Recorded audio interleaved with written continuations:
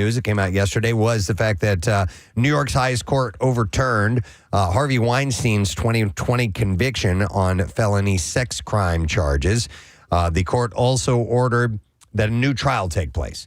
In the ruling, the New York Court of Appeals claimed the judge in charge of the trial, quote, erroneously admitted testimony of uncharged alleged prior sexual acts against persons other than the complainants of the underlying crimes. I remember when this was going on, and we all had the same question because it's exactly the same situation that occurred with Cosby. Yes. What you could enter in as evidence. Yeah. And people were asking if it was suitable at that time to enter those other cases in. So here you go. I always find it weird, too, how is there not set rules on this? Well, there are. There are, but they can be interpreted. You know what I mean? That's what I mean. Yeah. It's like... It shouldn't be left to interpretation. It should just be like... But that's what a judge does. That's why...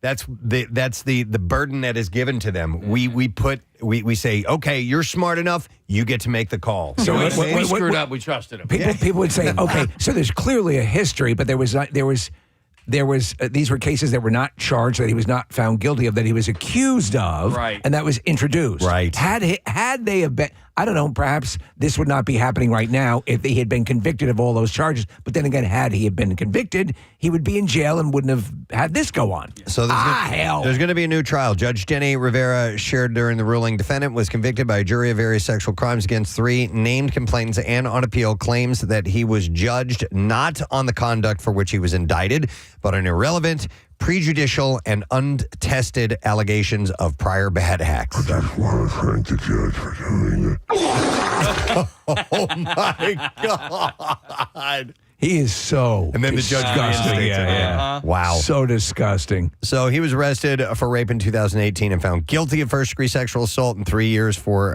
third-degree rape in 2020. The attorney's office said that they would do everything in their power to retry the case. The producers' lawyers, meanwhile, share that they are studying the ramifications of the appeal right now. For now, he remains behind bars. He was also convicted in California in 2022 for a separate rape case. There's also a pending case in England, I believe. Yeah. Okay. Kylie Jenner is reportedly not pregnant with Timothée Chalamet's baby, despite the rumors. This apparently comes from multiple sources reaching out to Us Weekly to deny the rumors. Get you pregnant. After comedian... gross. How did he do that? Oh, my God. Was that coming out the front or the back? That's what I was wondering, too.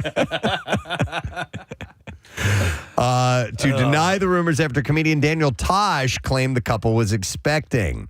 The two are reportedly still navigating their long-distance relationship. Kylie, meanwhile, is the mother of 2 children, Stormy and Air, whom she shares with her ex-partner, Travis Scott. But it's not, no matter what rumors you've heard, supposedly. All right, Rebel Wilson was dealt a blow with her memoir.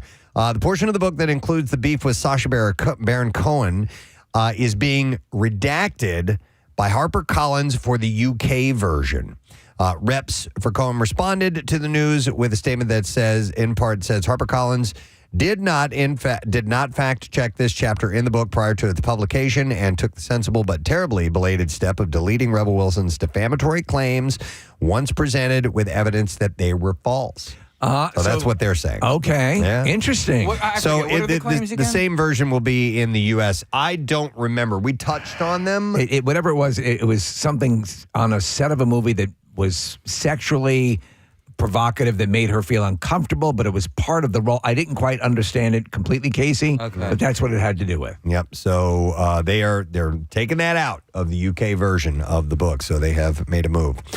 Kathy Lee Gifford, haven't mentioned that name in a while. She was talking to People Magazine at QVC's Age of Possibility Summit in Vegas and explained that she recently split from her longtime boyfriend and explained her new philosophy. She said, my new mantra was going to be, my joy is non-negotiable. I'll negotiate time, I'll negotiate money with you, but my joy, I can't. She said, I was in a relationship for several years that just ended recently. And, it's always hard because when you love someone deeply. It's something that you miss when it doesn't last. And she said, you aren't supposed to marry everyone you fall in love with. And I don't want to love easily. I've been loved 3 times in my entire life. It's the people who have meant something deep and powerful in your life that are the hardest things to get Do you know over. who she's rumored to be with? Travis Scott. Travis, Yeah. really? Which is weird. That is. But I like her. She used to annoy me, and I really like her now. Yeah, I was the same way. There was a time I was like, shut up, and the cruise commercials and all that stuff. In the morning. Yeah, but she ended up being. She's cool. You know what it is? Fun It's, person. I think that job, the fake happy, the fake bubbly, Just can naturally grate on you. Yeah. I agree. Yeah. I agree. But that is what they're asked to be. Right. Yes. And so that's what happens. Yep. This was interesting. Kelly Osbourne and her brother Jack certainly have had some things in common. Of course, their famous father, and they tend to live life a little dangerously. And on the latest Osbourne's podcast, the siblings, along with Mom Sharon and Dad Ozzy, talked about the time back in the 90s when Jack actually shot Kelly. What? And they said she almost died. So Jack admitted that he did, in fact, shoot her. Now, it was a pellet gun, but the pellet went all the way through her leg. So it must have been a pretty powerful pellet gun.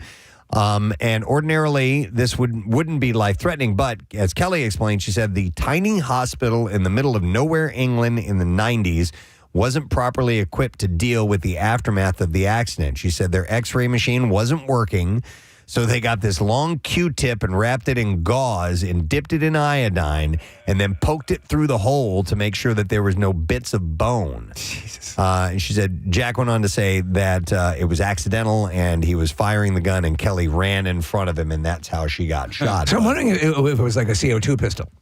Probably. Yeah, right? Because Yeah, those are I pretty listen, powerful. they friggin' hurt. Yeah, big time. Yeah. And they can definitely break the skin. So we're looking at Nick pulled up her Instagram. Does she look anything like No, Kelly Osbourne? She's following in the footsteps of her mother. Yeah. I mean, she looks like an entirely different person. Yeah, she's starting to look a little gaunt. And the lips are puffy. The lips are plumped big time. But there's a picture. Who the hell are you? There's a picture of her baby that is hilarious. It's horrible. It is. He's wrapped in a little baby bat costume, but there's no arms or legs or anything. That is hilarious. It's adorable. Oh my goodness. But So- look, I mean, to her, you would, if someone were to present you that picture without any subtext, you would not know who that is. No, definitely not. Looking at a shot, she needs to stop plumping the lips. Yeah. But if she likes it, whatever. Whatever. All right, Emma Stone, her career is wonderful, but the two-time Academy Award winner has at least one regret. She was talking to the Hollywood Reporter and admitted that she prefers to go by her given name, Emily, when possible. Interesting. When she was asked if she'd correct a fan who called her by her real name instead of Emma, she said, no, that would be nice. I would like to be Emily. Emily is my actual name. Oh, my it's goodness. not. Yeah. Wow. But I like Steve. Yeah. She went on to say that people that I work with call her Emily when I get to know them, and noted that she made her stage name Emma Stone because Emily Stone was already taken by another actress who was a member of SAG-AFTRA before her. That happens a lot. Yes. Well, actually. look at, was it David Bowie is actually David Jones, is he not? Yes. Or was? Yep. And there was Davy Jones. Yep. So that's fairly common, but I did not know her name is Emily. Gwyneth Paltrow will be an empty nester soon, and she says that she's not handling it well. Her daughter, Apple, started at Vanderbilt University in the fall of 2022, and her son, Moses, is set to attend Brown University later this year. And she said, it's kind of giving me a nervous breakdown. She revealed this at her recent In Goop Health Summit. In Goop Yes. Health Summit. She said, if I'm honest, I started being like, oh my God, and I need to quit my job and I need to sell my house and I need to move. It's sort of putting things into turmoil. She explained that her identity has been being a mother, and now she's trying to adjust the idea of not having kids at home anymore and to change her perspective on it. She said, I'd like you to think of it as being free birds instead of having an empty nest. No, this is not her saying that. This is psychologist/astrologist Jennifer Freed. And Paltrow responded to that advice by saying, and that resonates. Instead of creating a sense of loss, what if I were free and I could say yes? Shut the fuck up! What do you think is going to happen when you end up? Because it's going to happen. Yeah, well, empty nester. I've already started considering it. 'Cause Right. We're pretty damn close. I've Right. got the junior in high school, Right. and that's my youngest. So What have you decided? How do you think it's going to roll? I'm just going to play golf all the time. Yeah. Whose room is the golf simulator going in? That's a good question. No, that is a good question. We will find ways to spend time together doing things. Yeah. I mean, it's time to go out and experience life and There we adventure. go. It's like, oh, we're out on the road. Yeah.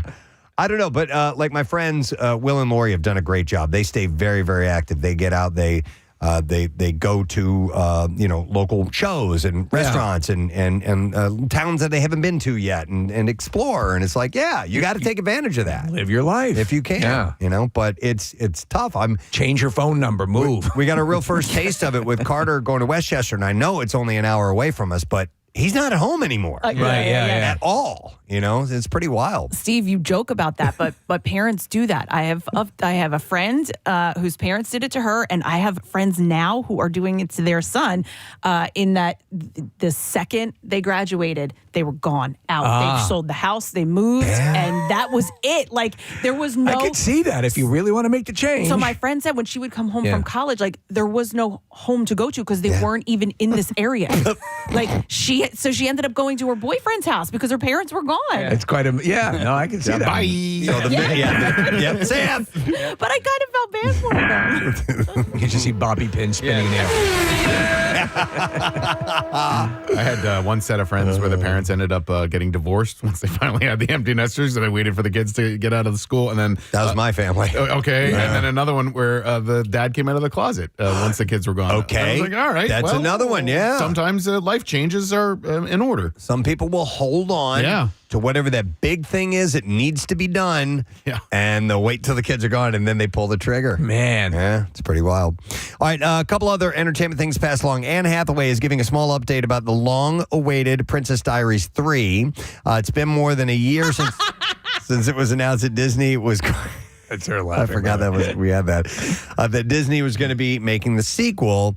And while there aren't any details being shared right now, the movie is still happening. I thought those were cute movies. I did too. She said, we're in a good place. In a recent V Magazine interview, she said, that's all I can say. There's nothing announced yet, but we are in a good place. She would be returning as Mia Thermopolis, but in December, she had said that in December 2022. When Julie Andrews was asked if she returned for The Princess Diaries 3, she had said, I think we know that that's probably not going to be possible. She was also asked in the interview if there was any chance we'd see a sequel of another of her big hits, The Devil Wears Prada, but she said probably not. We all love each other, and if somebody could come up with a way to do it, I think we'd all be crazy not to. But she said maybe me, Stanley, Emily, Meryl, Dave Frankel, and Patricia Field, we could just all do something else together. That'd be fun. Yeah, you don't want to do a sequel to Devil Wears Prada. There's no need for that. That movie stands alone. Yes. It's so rare that they revisit something and they really did a good job. And even if it's just okay, it's not the original. I agree. Why? I mean, we were talking yesterday about Ben Stiller and Owen Wilson going back to Zoolander, and the sequel was completely unnecessary. I thought Anchorman 2 was kind of funny. Was it necessary? No, but I enjoyed it. And there were two Anchorman 2s. I know, There was the two versions released. But more often than not, I just let the movie exist as it was, and you don't have to do a sequel. Now, what do you guys think about reboots? Oh, yes. If it makes sense. Listen, you want to take a spin at it?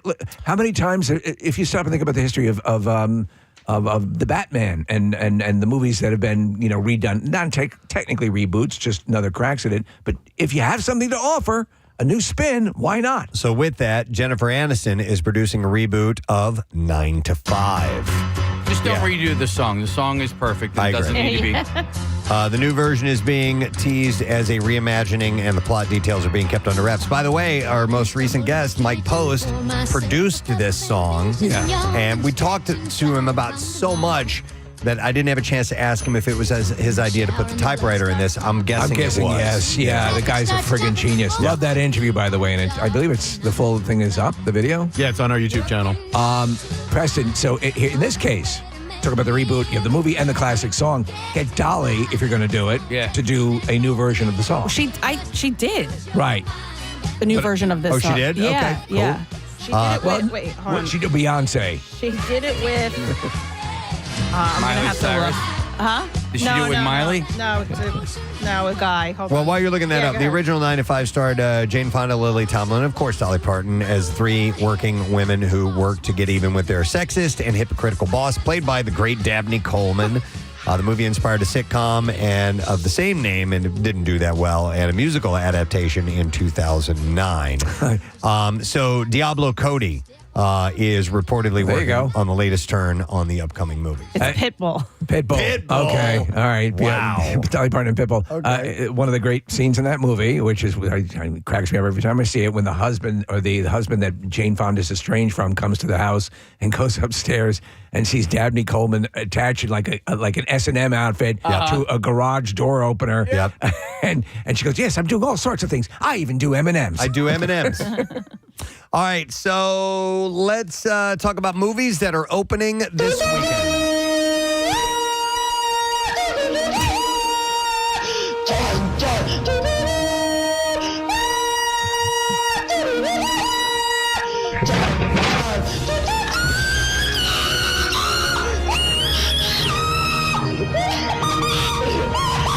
So we have Challengers opening. It's a drama, stars Zendaya, Josh O'Connor, and Mike Feist.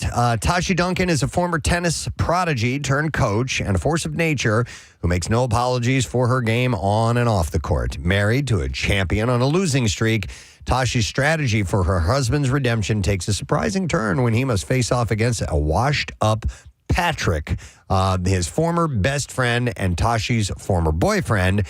As their pasts and presents collide, the tensions run high. Tashi must ask herself, what will it cost to win? 2 hours and 11 minutes long, rated R, wide theater release, solid score on Rotten Tomatoes with 91%. Yeah. Also opening this weekend is Boy Kills World. It's an action comedy thriller starring Bill Skarsgård, Maurice Moore, and Famke Janssen.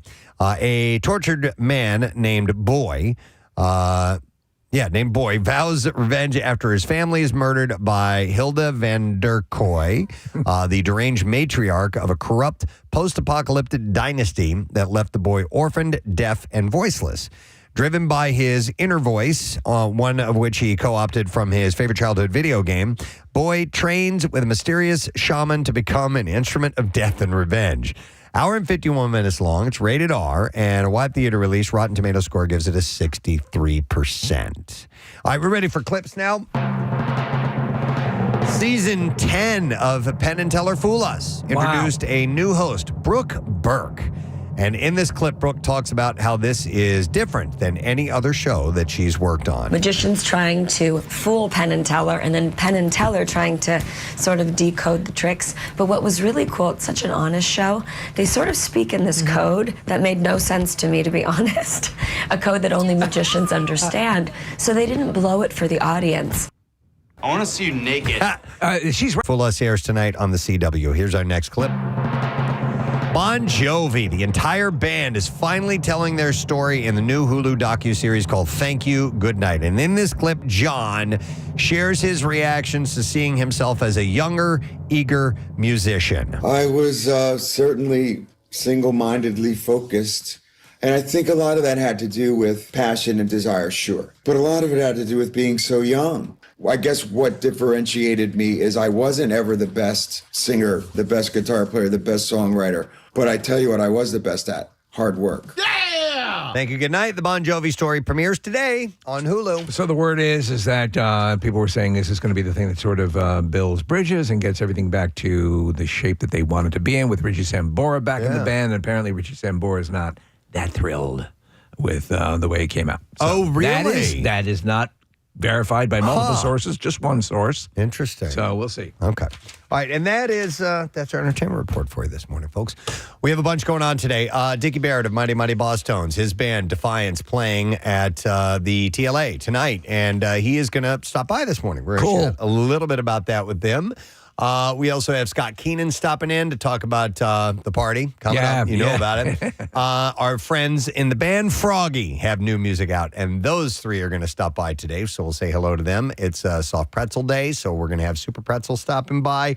And Casey wanted me to mention this, Penn Relays. Yeah, All right, that's tomorrow, right? No, it's today. It's today. happening today. Damn, today. I'm sorry. Yeah, so I'm going to be at Penn Relays. Dude, I have no clue. I mean, they're going to have me running all over the place. So I think you're going to have a blast. Yeah. So Have you ever been? Oh, only at the grade school level. So my daughter ran in the Penn Relays the last few years. So I have been to Penn Relays, but this is like the collegiate level. This is like it's fun. This is like next level stuff. Yeah. I mean, listen, these are your future Olympians. Yeah. This is the real deal. But I am going to get involved. I don't know exactly what I'm going to be doing, but I'm going to be out and about. If my kids did track, and at those events, it's a little chaotic. Like there's a lot of stuff going on at the same time. At the same time, yeah. And it's pretty interesting. So yeah, Case, you're gonna have your hands full. Yeah. The Penn Relays is where I interviewed Bill Cosby. That's where I met him. I was on the infield, and You like a glass of wine? yeah. But I told you it was an awkward interview. He wasn't really he was talking to me, but he had some young girl with him. Wonder where I could get some Benadryl. Yeah. I mean, now thinking back on it, I'm like, well, who was that young kid that was with him? Yeah. Wow. What time are you there today, Case? I will be there from noon to 2. Okay. And it says Village to give you a taste of what to expect. I've been known to eat at those places. Ticket information at penrelays.com, by the way. Yeah. I'm not touring. I will be eating at those food concessions. It's a pleasure to meet you. Come see East Casey. Come watch me eat a hot dog. All right. We're going to take a break. We'll be back in a moment. Make sure you stay with us, all right? Preston Restaurant. Traffic on 93.3 WMMR. All right, I'm going to mention this again because I've been told someone is listening to the radio now. It is my youngest, Caroline's, birthday today. Yay! 17 years old. We already did a thing earlier. She should listen to that elaborate recounting of the birth. Yes, we did. We relived the birth. Everything. The whole thing. But 17 years old today. Happy birthday, kiddo. Love ya. Like nobody's business. So we're gonna move on to something else here, and I'm a little scared. And Steve, I guess we call this AI Presbo. This is AI Presbo because we did AI Gary Lauer, and you guys were all we actually had a story in the news about people deepfakes and things, and people using technology like this for nefarious reasons, duplicating someone's voice, and then placing a call to parents and saying they've been kidnapped. And I'm like, well, I always thought, well, you should be able to, I don't know, a practiced ear. Could I be fooled?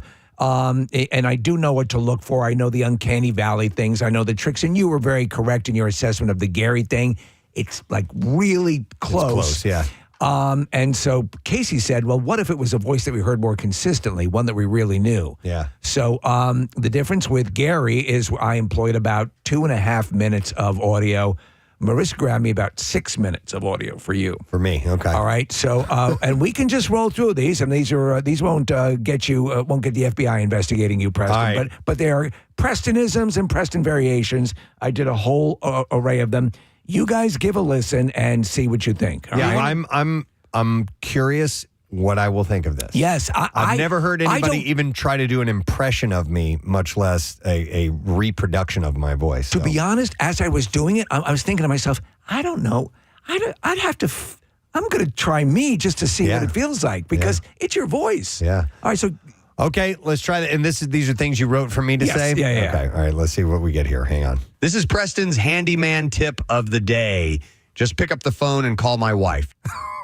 Younger. You sound younger. Wow. Play the one that is the improv. Okay. That sounded exactly like me. Yeah, here. Listen. Yeah. All right, here we go. Is there some of the improv that you have come to be known as of being known as the improv person who has come to known? What the am I saying? Dude, that one's creepy. Dude. That sounds just I don't like like this at all. Preston, that's you. Yeah. That is you. Yeah, I don't like it either. No. Play that one again. Is there some of the improv that you have come to be known as of being known as the improv person who has come to known? What the am I saying? Especially at the I end. can't even. Yeah. I would have told you, when did I say this? That's right. I mean, we talk so much that I could easily go, yeah, I guess I said that at some point. So wow. Yes, and you're having a feeling that I think I would have as well. Now I have realized that the same way you would play a synthesizer or you would play I just described it like bending the string on a guitar. Because I have to write, manipulate, and take many swings at it because I wanted to replicate as closely as I could the original clip of you. Yep. So that requires work. By the way, I saw a blurb this morning. I didn't dive into the full story, but there's a legal issue going on where somebody had taken I don't know if it was a school principal or superintendent or something like that, and manipulated their voice and has them saying inappropriate things that could easily get them fired or maybe Absolutely. worse. And so this person has now been, the guy who created that is being busted for doing that. But at what point is it going to be difficult to tell the difference and somebody is going to get in trouble for something they didn't do? It's funny or didn't say. It's funny you should say that because I watched a lengthy dissertation and demonstration yesterday. It was in front of the Senate. I don't know when it occurred, but it was kind of companies rolling out their wares to help detect AI fakes because it's going to be something that is going to be necessary. And you had the most salient point last time with the Gary stuff is it would really benefit you to have a common family word with close friends and people that you could identify so that in case you receive a call from somebody, okay, what's the password? Yep. You're going to start to need that stuff. Absolutely. So let's play another one. All right, here we go. Lubricant. Yes. Oh, man. What is that? I was going to play an actual clip just to see if it would throw you off, and that did not work. All right. Thank you, Thank Phil. you. Yeah, it's not edited. All right, let's move on to an actual hang on a AI second. one, please, if you would. AI Presbo. All right, here we go. I am feeling good, and I really don't give a if you are too. Oh, wow. Wow. He's a little sassy, this AI Presto. Let's get another one. Hang on a second. Here we go. Between you and me, I wish Casey would play me more Fish songs. I just can't get enough of that band. That one sounds, I can hear a little bit of a difference in that one. I think all of them, it just sounds like a younger you. Okay. Like, when we listen back to audio of ourselves from 10 years ago, we're like, oh my gosh, we sound so young. So That's what I think it sounds like years ago. Kathy, without the hyper focus on listening to it this way, and if you were to casually hear that clip, Yeah, you'd think it was him. absolutely. All right, here's another one. Preston, fun fact, I actually really love country music, especially that song about being done wrong.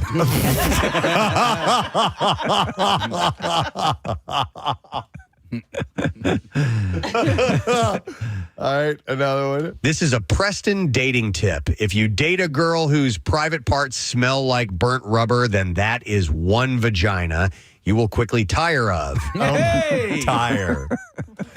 By the way, the audio you've taken from me, I must have been popping my peas a lot. So I can hear that. It's all on air. It's funny because when I grabbed the Pacino audio, Preston, that we used for the him calling in for New Kids on the Block Day, I went back and listened, and there is a point in the audio where Keanu Reeves says about 5 words. So it's almost like The Fly. Okay. It mixed in Keanu into the algorithm. Wow. So what is it? You're just taking the chunk and putting that in, and then it is generating what you wanted to say? Kathy, yeah. So I sort of, it's punctuation and learning how to do it. But I will tell you this. It's astonishingly easy. Astonishingly That's easy. crazy. And that part of it is scary to me too, how Yes, easy it is. totally. Preston, a lot of listeners are having trouble distinguishing between live Preston and record and AI Preston. Like you'll talk on the air right now, and they don't know if we're playing a clip or not. And by the way, that would make sense because I'll tell you this, Preston, all of the audio came off of the show. Well, let me just say this. Dear God, Kathy is so friggin' hot today. I really need to go rub one out. That is inappropriate. Come on, Preston. Play a clip again. Why don't you? I mean, let's go back to Dear AI. God, Kathy is so friggin' hot today. I really need to go rub one out. You're doubling down. I'm telling you not to say that live on the air, But take that, my meeting, my contract negotiation. But and somebody I'm could. gonna say, Somebody do could. you see what I have to work with? Yeah. Play it again. Play it again. That could get me fired right there. Absolutely. won't Dear get you God, fired. Kathy is so friggin' hot today. I really need to go rub one out. You don't want to get me fired? No, I you just won't want to get get a fired. raise? I'll get more money. I don't want to fire you. But I do feel uncomfortable. I feel violated. Generally, just in general. All right, here's another one. Guys, when dating, remember to never lower your standards. If she can't write you a B+ or higher essay, dump the bitch. Dump the bitch. You sounded sassy actually at the end of that sentence. Dump the bitch. So, Dump the bitch. And that was what I was attempting to get by how I was writing it. There were some things it would simply not say the way I wanted to, so I had to change the wording. Do you have to like enter like a mood or a No, once we get to that point, we're done. Well, but there is no command that would be something to say. What you're doing is you're saying I want it to be this close to actual pentameter. Then there is an exaggeration bar that you can slide, which can either increase the performance, or it can also, I found, speed it up. So it will read reading something fast as exaggerating it. Steve, did you write anything that wasn't kind of jokey? Like just a straight Preston line? No. Because if you did, the context of what Preston is saying in these clips allows us to understand that it's AI. I think if you wrote a straight clip of Preston, I wouldn't be able to tell the difference at all. All right. How about this one? What am I talking about? I am talking about the need to eat your mother. Oh! Yeah. That's AI. It's wild, isn't it? Yeah. How many more of these? How much more of this crap do I have to sit through? 4? Oh, my God. Yeah, All right, here we go. I am feeling good, and I really don't give a if you are too. We already did that one. Here we go. Good morning to see you. What a lovely morning to be seen. How are you smelling? Wait, what? I like that. You like that one? How are you smelling? All right, and then another. Girl Scouts are some of the best tasting morsels I have ever had in my life. Jesus. All right, I think that's all of them, right? There should be one more. Which one? Is there? Do we have? We did Handyman. We did. We did the improv, country music, dating tip, don't lower your standards, Casey Fish songs, Yeah, got we them all. We did every single one of them. Wow, that's terrifying. Well, do you have anything that you actually want to say, not AI, Preston? Dear God, Kathy is so friggin' hot today. I really need to go rub one out. He's going to hammer that one in, huh? I didn't push the button on that. I just want you to know. So it is for you to hear that. It is a little disconcerting. Oh, it's very unsettling. Yeah. That someone could easily run that down a phone line and leave a message for somebody or something like that, and there you go. You think it's me, and I've said something horrible. So I'm going to stress again, and I feel really compelled to stress this. Follow that original advice that Preston had the first time we did this. Mm-hmm. Have a phrase, have a word, have something that can indicate to you that this is the real person and not some fake. Yeah, a family password, if you can. Yes. So, wow. Okay. We having liver for dinner tonight? That was ours. That was our family one. Yeah. So, like my mom's phrase, that what Casey just said was, that's how you knew a stranger wasn't picking you up at school. Are we having liver for dinner tonight? Yeah. There you go. You can ask them a personal question that only they will know as well. But yeah, having a phrase handy might be something. Wow. Okay. Anyway, well, thank you. No, I guess. yeah. I guess. We completed the experiment. Yeah. Wow, that's wild. All right. I would like to bring this up, and it does have to do with language and speaking and all of that good stuff, because there was a subject on Reddit. And it was people's confessing words that they can't say correctly. And I also think you could take this as a word you just don't like saying because of the way it is pronounced or the way you have a difficulty pronouncing it.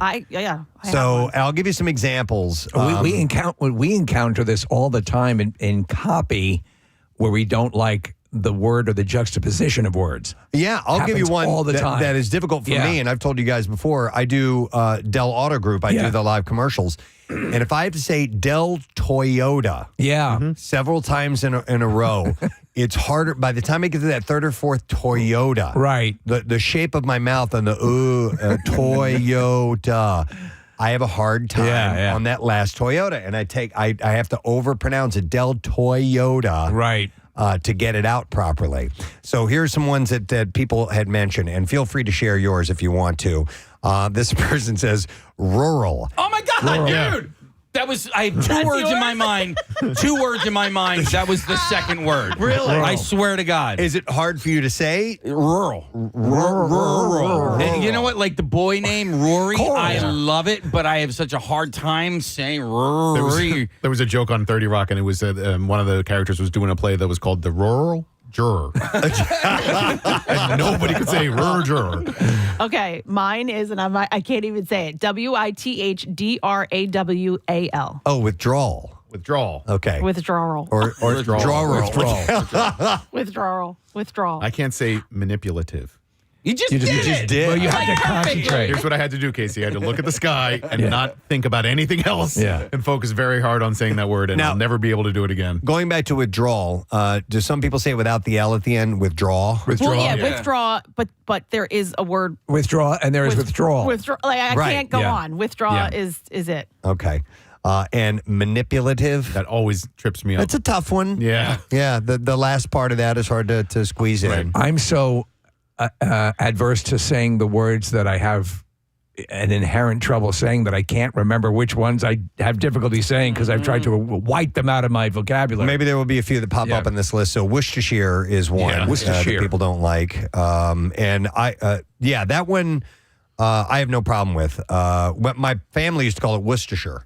Yes. Or Shire. Did anybody say Shire? Worcestershire. Yeah. But what cleared it up for me, though, was once I found out how you pronounce the town of Worcester, Maine. Mass. I'm sorry? Worcester, Massachusetts, I'm sorry. But that I didn't know that WORCESTER is pronounced Worcester up there. Right. Here it's Worcester. Correct. But in there it's Worcester, and then Shire, we just changed to Shire. Right. Sure. Worcestershire. Sure. Worcestershire. Shire. Another one in the Welcome to Worcestershire.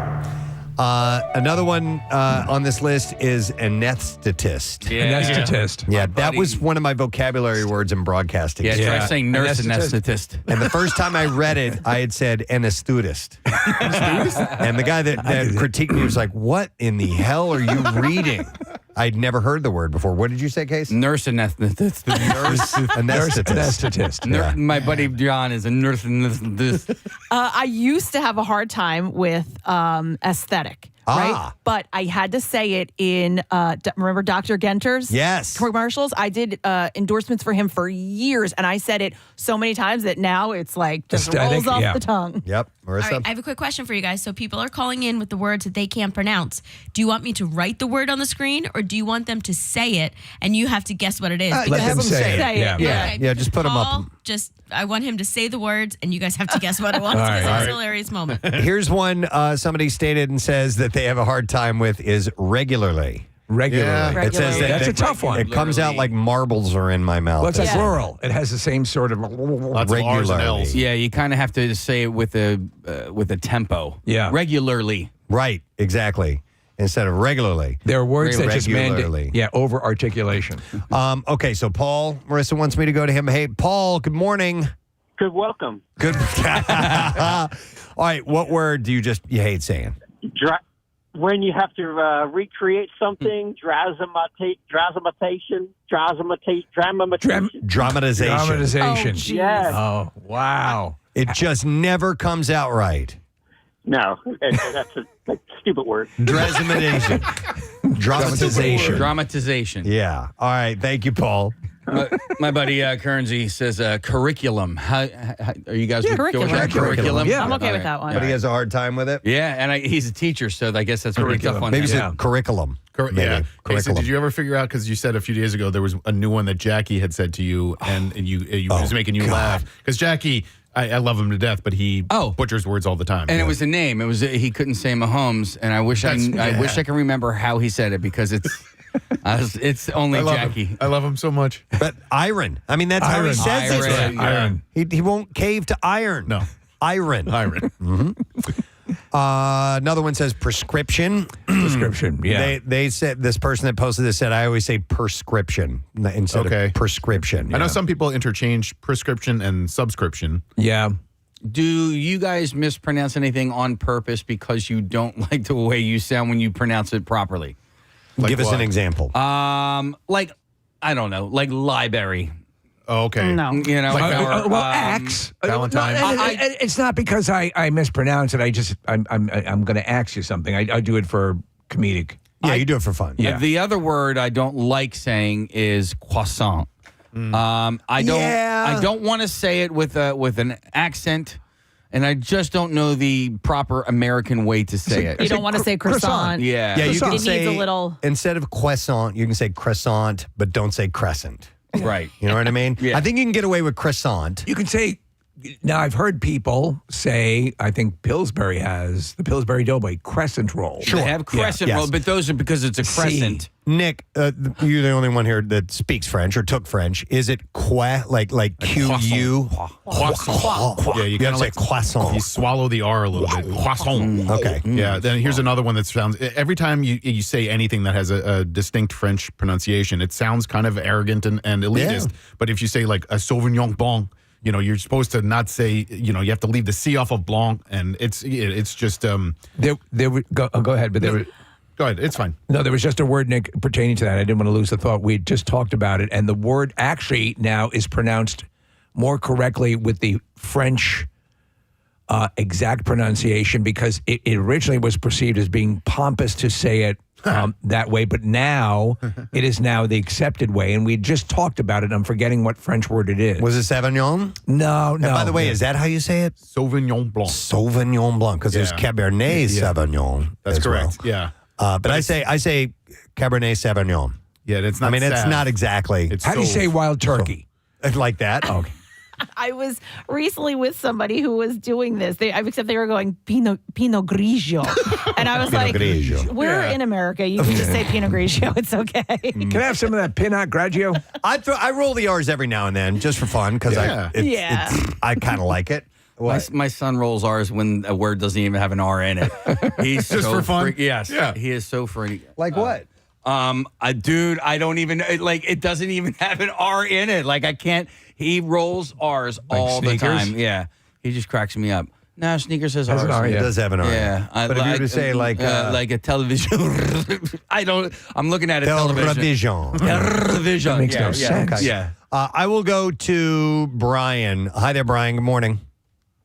Good morning. Hey. Friday. Happy Friday, buddy. All right, so what is it? What word do you have a tough time with? So my wife and her cousin, I'm not going to say their names, both went to O'Hara. Casey, you probably know my wife. Again, I'm not going to mention her name on the air.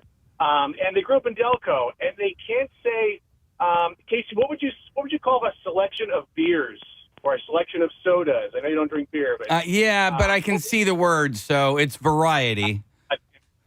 you can say it. Okay. All right. How do they say it? How do they say it?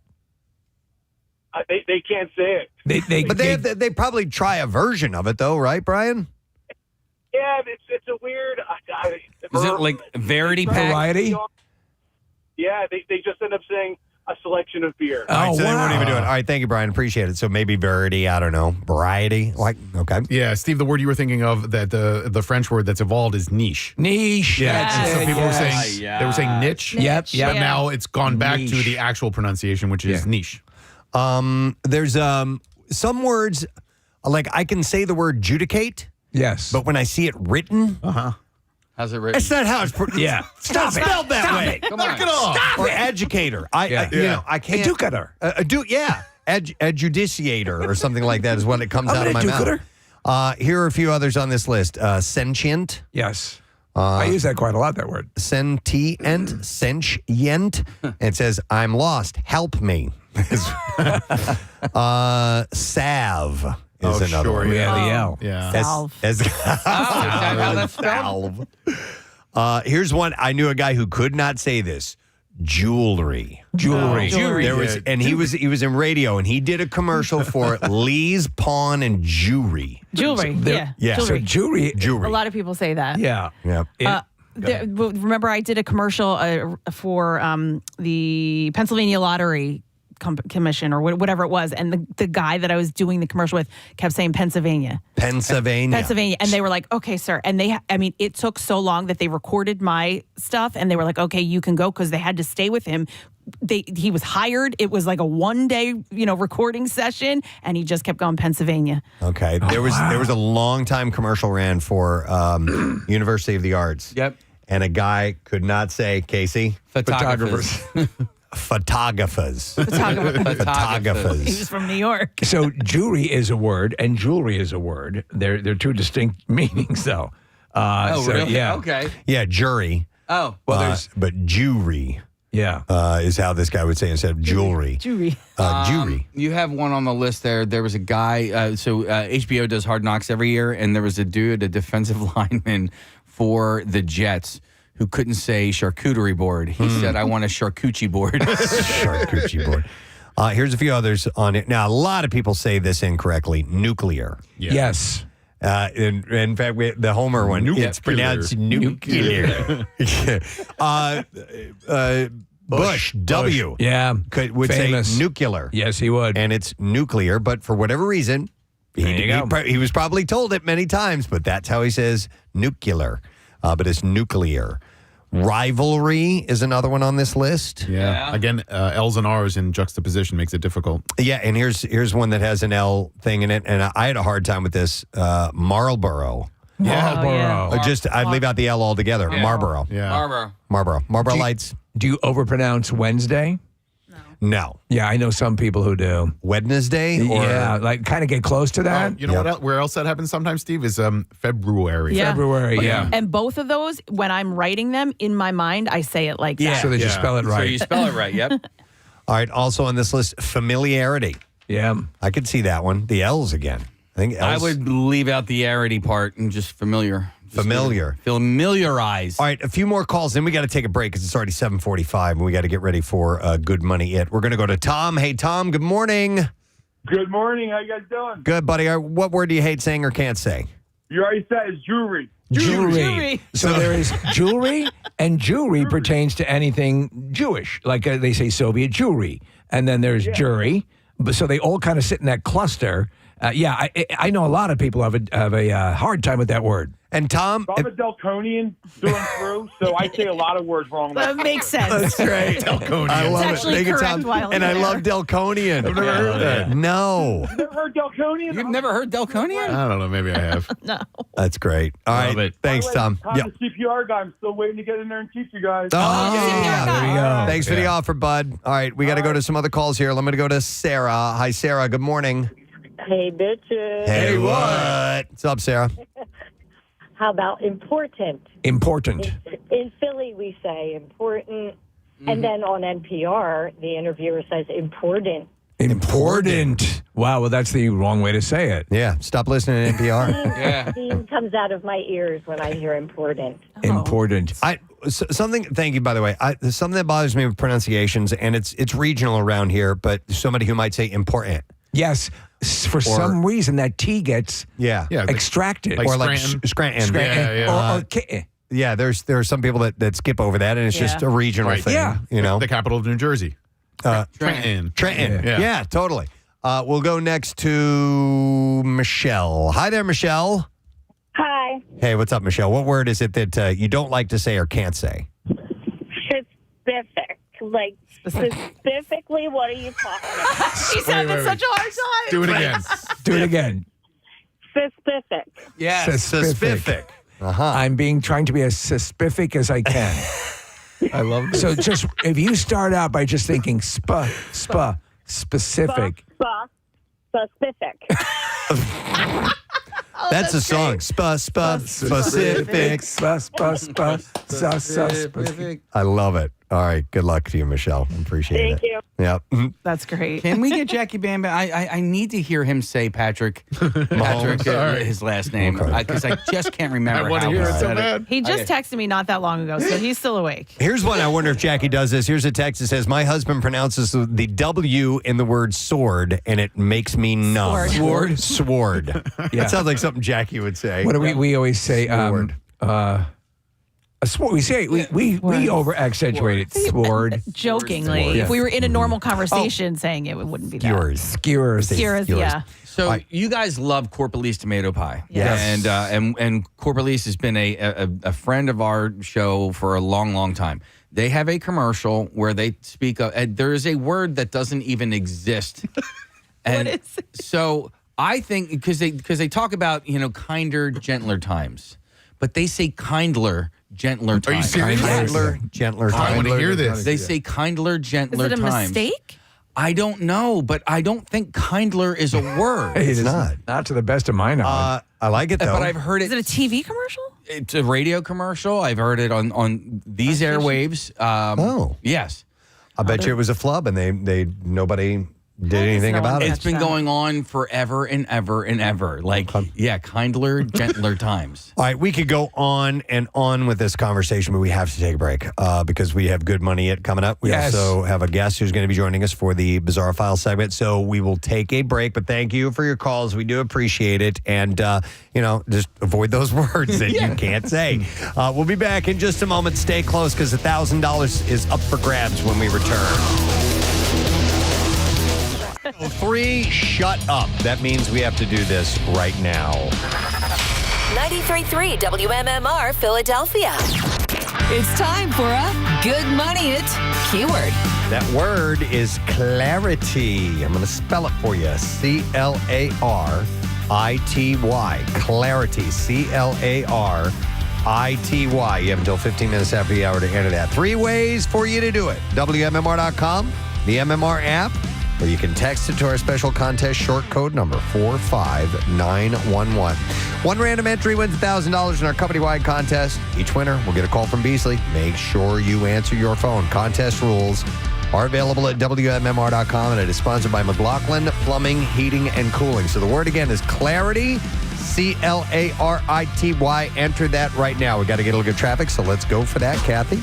What's happening this morning? 95 northbound jams from Columbus Boulevard to the Vine Expressway. Southbound Academy to the Betsy Ross Bridge. And then from that point into the Vine westbound, slowing the length. Schuylkill eastbound slows 202 into Belmont. Heavy the Boulevard into University. Westbound University to South Street. And then from City out to Belmont. Pennsylvania Turnpike westbound slows Virginia Drive to Fort Washington.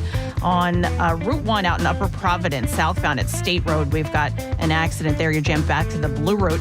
Route 38 eastbound at Hartford Road. We've got a down pole. It was an accident. There's now a down pole. The right lane is blocked. They were able to open a lane there. So just the right lane blocked. And then on 55 northbound, you're slow from Deptford to the 42 freeway. 42 north slows 41 to 295. This traffic report brought to you by Piedmont Airlines. No stranger to aircraft maintenance. Piedmont Airlines wants you to join their team. Experienced aircraft maintenance technicians can earn competitive sign-on bonuses and pay. To gauge up your career, visit Piedmont-Airlines.com. And that's your traffic on 93.3 WMMR.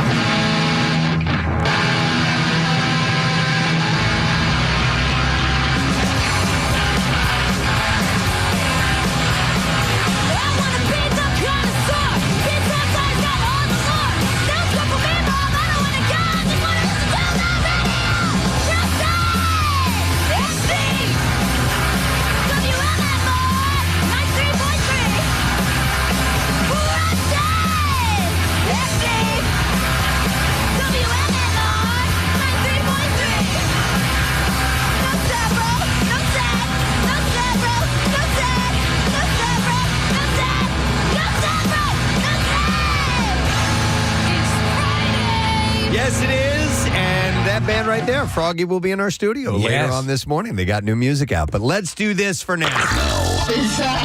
WMMR presents Preston and Steve's Bizarre File. Brought to you by Monster Jam, the only place to see the legendary Gravedigger tear up the dirt. You can see racing, big air, and backflips when Monster Jam roars into Lincoln Financial Field, and that will be on May 4th. A Scottish tourist is thankful to be alive after a close encounter with a wild bear sent her to the emergency room.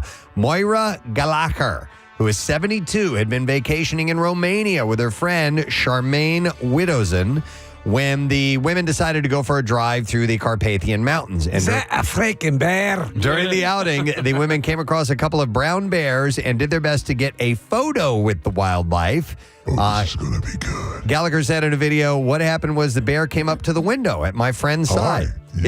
In from Scotland? And no problem. She said it let us take a picture and then it went away, but I didn't get a proper picture. So we went back. Oh my God. And it was at my side. And in the clip, the injured Gallagher was seen being rolled away in a stretcher. In addition to the brief clip shared online, both women detailed the incident. She had said, I thought that he wanted to be friends. Come on! The bear came and wanted to get into the car, but he started getting into the car and bit my friend. The women think that their conversation about food may have triggered the attack. Tastes like jerky. Yeah, she said, Widowson said that my friend said, let's get something to eat. And I said, no, you're not allowed to give them food. Absolutely not. Nothing. And I think he heard it and decided that he was going to eat my friend instead. What did you say? Widowson's... It's kind of adorable and stupid. Credits Gallagher's survival to a particular piece of clothing, said she was wearing a thick Marks & Spencer jacket, and the poor bear got more jacket than arm. So they dodged a bullet big time. It's insane. Residents of a Salt Lake County neighborhood in Utah were evacuated after large amounts of explosive material were found inside one home, and officials described the amount of, quote, ancient dynamite found at the home. They described the amount as, quote, a lot. What do we know about dynamite?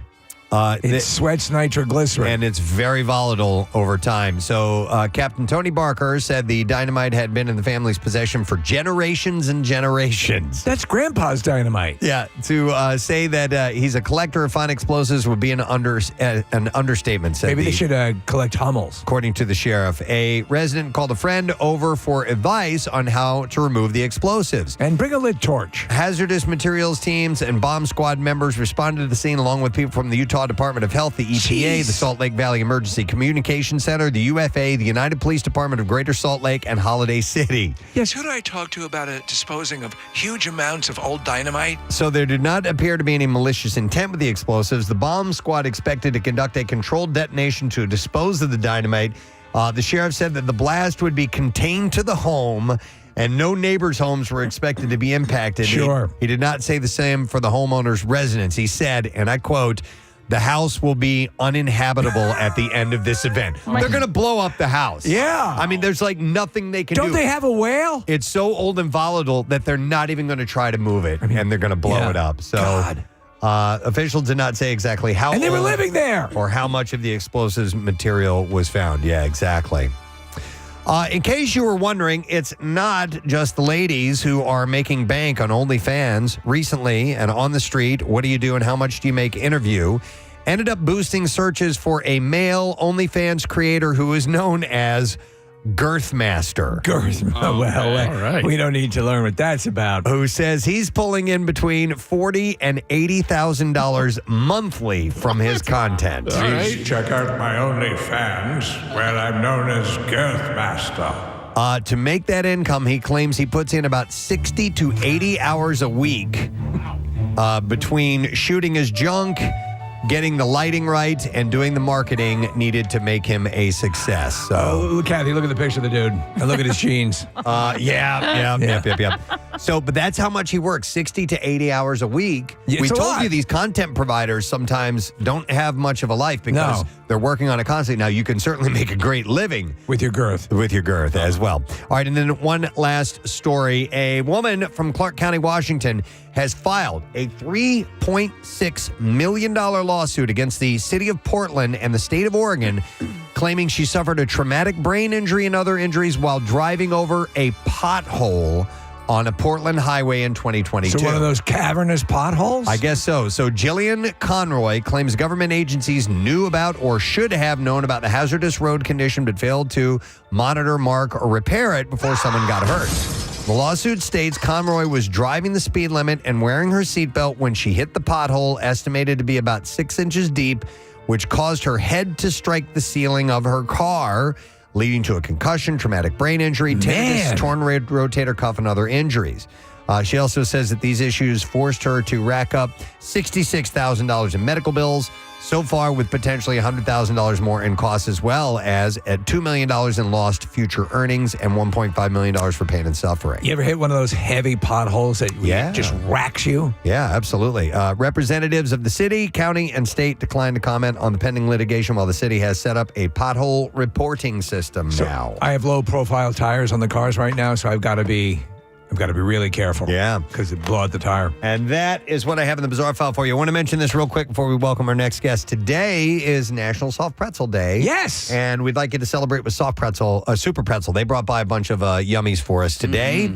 And with Super Pretzel, Soft Pretzels, snack time is anytime, warm, delicious, ready in seconds. They're the snack that you can savor on any schedule. And, of course, enjoy some today on National Soft Pretzel Day. All right. We are getting ready for a very special event, and there's a very special number involved this year. We're headed back to the Jersey Shore to open it up.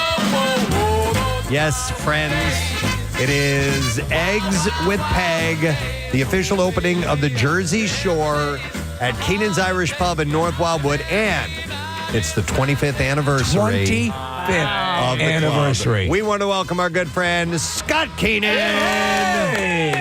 Thanks for having me, guys. Good to see you, Scott. And by the way, the event is Friday, May 24th. It's always the Friday of Memorial Day weekend. Yeah. So 25 years, man. 25 years. Wow. Now, we remember a much different Keenan's from that first year that we broadcasted live. It has changed a whole hell of a lot since then. Yeah, when we first started, we were 7,500 square feet. Now we're 25,000 square feet. Unbelievable. We were talking yesterday about how it originally started, and it was kind of just a little awning over a stage outside. And we're just talking about our broadcast. Yeah. Obviously, a much more smaller feel. And now you dominate the block, the street in front of it. Could you listen? You're a savvy businessman. You work hard, but even you are probably amazed at what it's become. I had no idea what I was doing. Yeah. Now, but when we first started, if you remember, 2 years before you guys, Marissa hosted the show with the Philly guys. Right. Yes. And we tried to create events. Because CL did the Kegs and Eggs. Yeah. And that got disbanded. So we tried to do something different. So we jumped on it. And we said eggs with Peg. My mother hasn't made an egg ever in her life. But it sounded good. It rhymed. Peg was a character, man. She's great. She was something else. Yeah, God rest her soul. Yeah. And her picture's up there. Still is. Yeah, still is up there. Yeah. I mean, but like when we came, because even we were a little shocked, like when we got there, because we had not been on the air for a little while, and this was probably one of the first events that we did, once we got back on the air. Yeah. And we were like, there's a lot of people here. And we used to, sometimes the weather was a real issue because we were outside. Yeah, and also noise ordinances. That's true. Yeah. Oh my God, I forgot about that. The neighbors. Yeah, we had a noise ordinance. We weren't allowed to turn you guys on until 7 a.m. Yeah, That was the noise ordinance. We had the cops standing outside like it was Russia, like they were watching the wall that time. But a lot of things have changed there. Now, we created an event, North Wildwood, with open arms. It's good for the town. Good. Scott, one of the things that's actually changed over the years that I've noticed as well is when you used to come down on Thursday, Wildwood was still pretty dead in North Wildwood, and now, Memorial Day weekend continues to, like Keenan's, to expand further and further out. So you come down on Thursday afternoon, there's stuff going on at Keenan's on Thursday night, which is a lot of fun. And then, of course, people start lining up outside of Keenan's at 3:30, 4 in the morning for the broadcast on Friday morning. But it's even the weekend itself has been starting earlier. It has. Well, look, believe it or not, the season is longer now, too. Yeah. We closed New Year's Eve this year. New Year's Eve. And then we opened back up St. Patty's Day. Wow. That's the first time. Man. So we used to be a shore town and a summer bar, and now we're 10 months a year. Yeah. That's wild. The older I get, the more I'm staying open. I gotta reverse this. Right. You're killing yourself. All right, well, let's talk about the specifics about the 24th and what's going on Memorial Day weekend. Obviously, we're doing the live broadcast. What's going on the night before? As Nick had mentioned, Thursday night before then. You got any bands or anything? Yeah, we do. We have a couple different bands. We have a jam session that afternoon. But also, we're going to try to, it's not official yet, we're going to give every person that walks in Keenan's Thursday night and Friday for Eggs with Peg, we're going to give them a 25th anniversary shirt that we gave you guys. Oh, wow. These are nice. Yeah. So our goal is to give out about 1,500 shirts. I'll hold these up to the YouTube camera for those who would like to see. It's a really cool font, and it's Keenan's 25th anniversary shirt, which is Yes. awesome. Yes. So you got about 1,500 of these to give away? I hope so, at least. Damn. I hope so. It seems to indicate that. Well, that's a good inducement to go down. Yeah. And so obviously then the standard stuff on the day of the broadcast and throughout the weekend. Give us a taste of what you got going. Yeah, that weekend we have the normal bands. FM band always plays there. Masquerade is there. Giuliano Brothers, Right. Shot of Southern. On all Mondays we close it with the Soul Cruisers. The same bands that we've been having for the past literally 20 years. Yeah, awesome. They have their followings. I mean, it's a ritual. You probably catch hell if you didn't have them. When is FM band playing? Because Kyle, who's not here today, is one of the singers in the band. But I believe they're Sunday. Sunday. Okay, All right. awesome. Yeah. Oh, fantastic.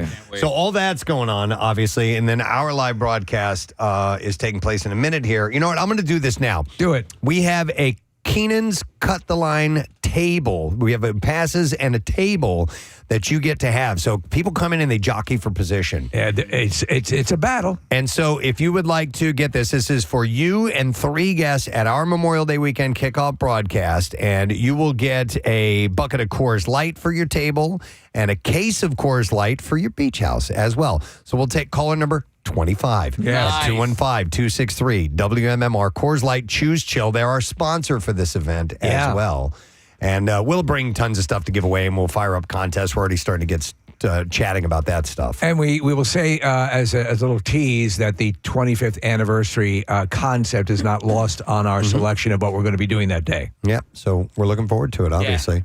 What else? Anything else you want to mention? We went balls to the wall this summer. Okay. Yeah, good. Literally. Yeah. So we're bringing the spinners down. Oh, really? Yeah, we have the spinners. They're with the Intruders. Okay. We have we have the Tramps playing there. What? Wow. Yeah, we have a legendary boy band. They're coming. There's a gentleman by the name of Frankie Cutlass from New York. He's back in the day DJ. Okay. And every Friday we have a local DJ, Johnny Luch. He'll be on there every Friday as well. So we kept the tradition alive, but we just broadened our horizons a little bit. You keep raising it. Let me ask you, what is the maximum occupancy? I mean, legally. But the sign on the wall from the fire department says that we're about 2,200 people. 2,200 people. That's what I thought. Yeah. Because when we have that event, and so we've got our broadcast going on in this one area. There's a whole other indoor and outdoor area that is separate from where we are. And a few years ago, I walked away while we were doing our broadcast and went over. There's a roof that we can get up on from the back of the building and look down into the open area. And I was like, I had no idea. I had no idea that side was packed too. And I was eyeballing. I'm like, this has got to be 2,000 people. And sure enough, it's you just can't believe it, because in that context of those early days till now, it's just. But the thing is that it's. I'll say it's packed in the best way. You know, you don't feel like it's a cattle shoot. What I noticed over the years is people come for celebrations. Believe it or not, celebration of life. They lost someone, over the winter, someone's 21st birthday. Last year we had the lady celebrating her 75th birthday. It was on her bucket list. Right. Yeah. So when you create those, you see different color shirts. People get shirts made for the thing now. Yeah. It's just a nice thing to do. I mean, There's always that gal with the big plate of cookies right down front. Remember that? She better be there this Brings us year. all those cookies. And yes, groups make T-shirts for this event. They custom make. They come down in teams. And they represent. And it's badass. It is awesome. Yeah. So 25 years, man. I think and the bar business, tough business. Sure is. Bar restaurant business, tough business. 25 years, that's a monumental achievement. Well, I asked Scott off the air. I'm like, do you still go at night? Like, are you still there in the place? And you do. You're still working there. Yeah, I say the trick is just don't be your own best customer. Yeah. That's a problem. Which I'm not. Sean and I aren't. I know. But we still enjoy it. And our admiration for your staff runs deep, because that ain't an easy job. No. That weekend. And we don't make it any easier. Alone, going in the back where we set stuff up, looking at the tubs of limes that have been cut up and all the things that have to be prepped and used, all the ice and all the beer and stuff. It's insane. It's ridiculous. Like, you can't believe how much stuff is there, and they are ready to go. And the action back there, too. Like, they're carrying stuff back and forth, going in and out doors that I didn't know were there. And I just feel like I'm getting in the way. Yeah. Whenever Yes, totally. I'm there. Like, sorry. All the time. Yeah, so All right. Well, Scott, we're looking forward to it, obviously. So we'll see you on the 24th. It's my pleasure. Thanks, guys. Thanks for everything. Scott Keenan. Wildwood. Yep, we are headed back. So make your plans now. Friday, May 24th. Eggs with Peg. And it's brought to you by Coors Light. We're going to take a break. When we get back, we'll get into the connoisseur and all the stuff that we have to give away with that. And then after that, Dicky Barrett of the Mighty Mighty Boss Tones is going to be stopping in. His band Defiance are playing at the TLA. We'll be back in a moment. Stay with us. 93.3 WMMR. Dear God, Kathy is so friggin' hot today. I really need to go rub one out.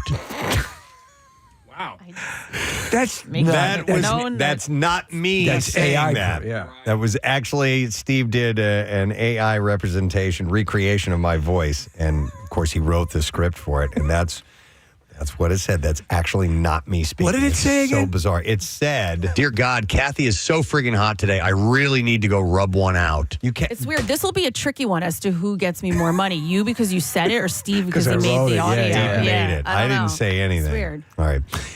Anyway, so it is. Oh my God, it's 8:30. We're way past time. Connoisseur. Oh, Mr. Announcer. I'm just reading about Dicky Barrett. That's okay. I was reading about Dicky Barrett, but I'm not totally thrilled with the connoisseur. All right, connoisseur time. All right, we'll start with this. We'll do some clips in a moment and start giving some stuff away. But I got this story out of Philadelphia Magazine. Perry Stead Dairy has installed Philadelphia's first ever cashless, contactless, 24/7 self-serve cheese dispenser. Yes. I think this is kind of a cool idea. It's a vending machine for cheese. And Philadelphia, by the way, I did not know this, Steve, because according to the Philadelphia Magazine, Philly is the birthplace of the automat. 70 odd years ago, the automat, which for those who don't know, is this place you could go and get pre-made food. Yeah, you put coins in, and then a little door would open up, and you pull your meal out. I loved those. Absolutely, I thought they were cool. Do you know my dad was a short order cook at the automat? No kidding. But it was, to me, it was always associated with New York. Okay, but I'm happy to hear that it is a Philadelphia creation. Yep. So we're a little behind the curve in automatic food vending technology these days. China has live crab vending machines in the subway.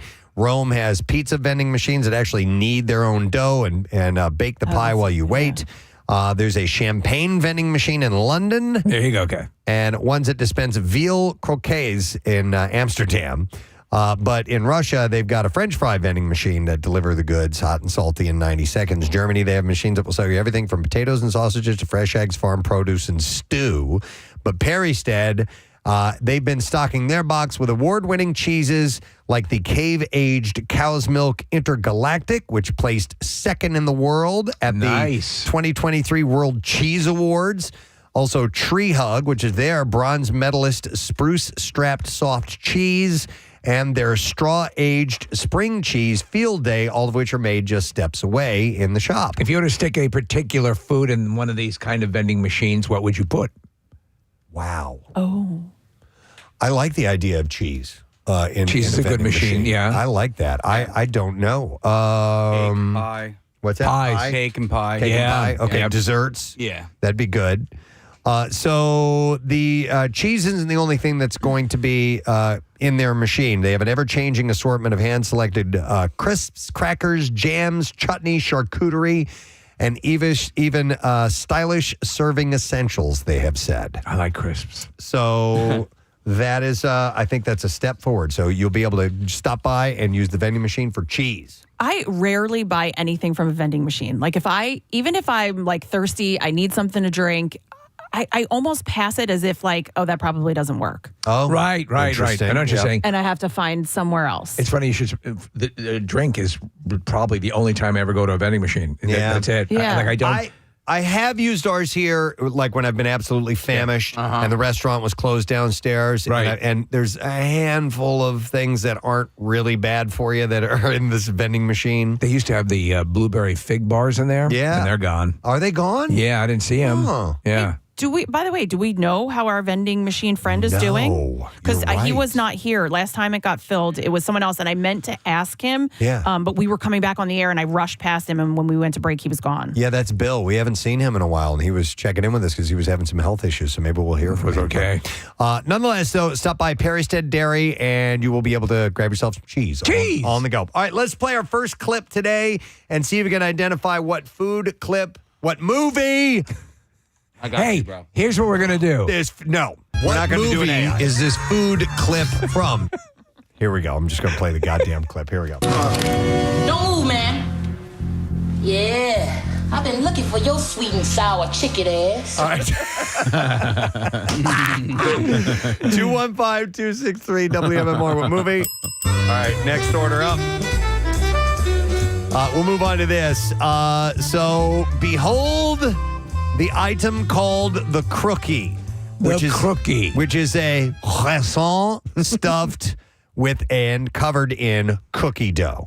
Okay. So it's stuffed with and covered in cookie dough. So looking at this, Preston, when I was looking at the article, and I think you and I are of a mind, I'm not always like the cronut and all that stuff is automatically not a win for me. However, I know both you and I are fans of the chocolate croissant. Very much so. This could work. With the cronut, when we first read about that, we were like, oh my God, I have to have this. It sounded fantastic, and I was a little underwhelmed by it. It was okay. So I walk into this hesitantly, but I am open to trying. Do you know what I did love, though? The biscuit lady. Yep. She's opening in Plymouth Meeting. Finally. That's right. The brick and mortar, right? Yeah, it's not yet open. These like combination. I'm like a plain cookie, a plain whatever. Gets it done. When you start to combine, you think it's going to be good, and then you're like, okay, this is just more calories for really no reason. Well, we'll find out. Pastry chef Stéphane Louvard is credited with inventing Le Croquet at his Paris shop, Boulangerie Louvard in 2022. That's a bread shop, a boulangerie. Oh, okay. He said it was run by anestheticians. He had done it just for fun. He would sell a couple dozen a day to his regulars. A year later, a food account on TikTok picked it up, and sales began rising. On February 1st, influencer Johann Pops sent it viral when he devoured a cookie in a TikTok video, and that has more than 3 million views. Bakers worldwide are scurrying to their workbenches. Crumble, the cookies chain, has started testing them at some of its 1,000-plus locations, and they've turned up in the Philadelphia area, too. Sophie Corner Cafe in Washington Square West and Elegance Cafe in Wayne and Paoli have offered them as specials. Wait a minute. Elegance is supposed to be closing. That's... I've known that guy. He used to be the pastry chef at maybe Lebec Fen or something like that. Oh, there you go. It's a terrific shop. But I heard a few months ago that they were closing their doors in Wayne. So maybe this is a reason they can stay open. I don't know, but they have one in Paoli as well. Yeah. So, all right, so now I'm thinking I want to try one. Sam Shaw's Treatery, which is on South Street, 306 South Street, offers 3 varieties there: chocolate chip, double chocolate, or a mix of the two for $7.50 each.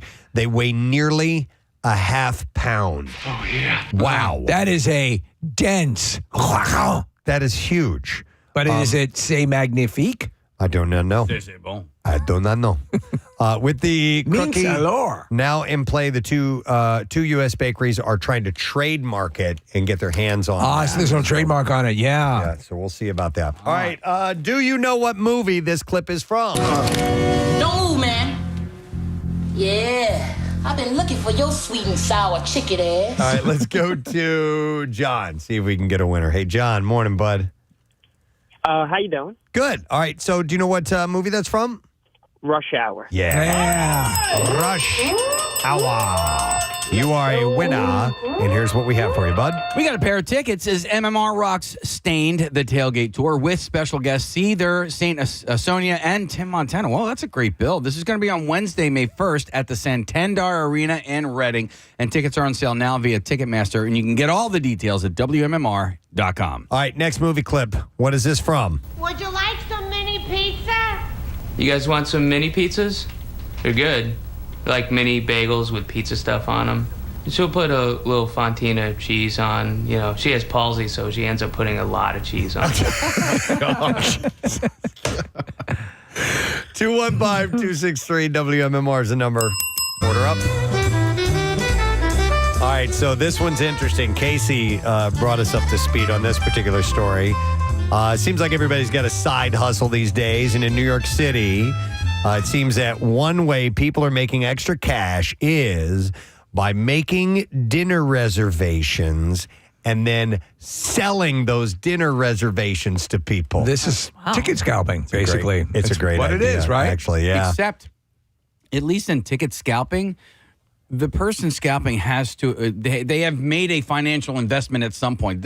These people, they're not just making spending the any- reservation. Yeah. That's why it's brilliant. This ties into the conversation we had, Kathy, about the time spent at a table.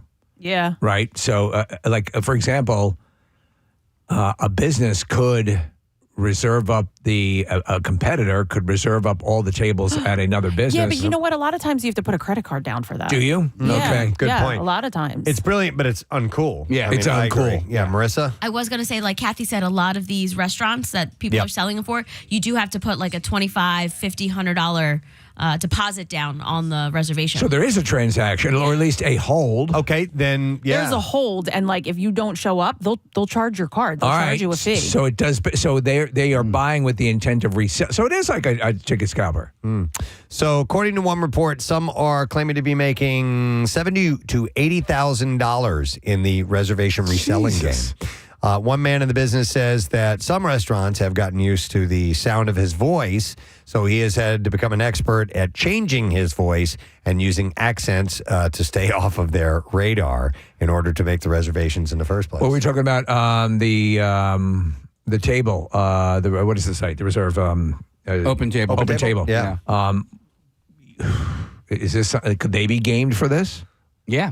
Yeah, because people are using different email addresses. Sure. And, Yeah. There's got to be a workaround to Right, yeah. all of it, but I don't know. That's interesting. I guess these are just for the hot restaurants, the ones that are the place to see and be seen and have fantastic food and all that. But places like New York, you have a gazillion choices. You do, right? you do. But go ahead. Have you ever used somebody else's reservation that they weren't able to use it? Okay. No, I have not, actually. I'm trying to think if there's anything similar to that. Hold on, Marissa. Yeah, I have tons of friends who will text and they'll say like, hey, I have a reservation for Laser Wolf Tuesday for 4. Do you want to use it? Okay. Like, so this kind of thing, it's usually not for money unless there is some sort of a deposit down. But Have you ever a lot gone- of these are reservations that people will put like months in advance. And Have they you ever just gone can't into use it. to a restaurant and asked if anyone has canceled a reservation? All the time. All the time. Okay. Yeah, I'm notoriously a walk-in person. Yeah, because a lot of restaurants too will hold some, not hold, but they expect walk-ins. So you're not completely out. Like most of them will keep some tables so that when they can take some of the walk-ins. Right. But Shell and I will do walk-ins every now and then, and you walk in and you're like, oh, you have a reservation? No, we just, and then they're just like, oh. So sorry, come back in 3 years. Yeah. It's they'll be like, Come back at 9:35. or they'll say they'll make you understand that it's we'll get a spot for you. Yeah. Okay, but just understand this is an inconvenience. They don't say that, but that's the implication. Well, you know do what I me mean? a We're doing favor. you a I want favor. you to Yeah. listen closely. Close your eyes. Rage on.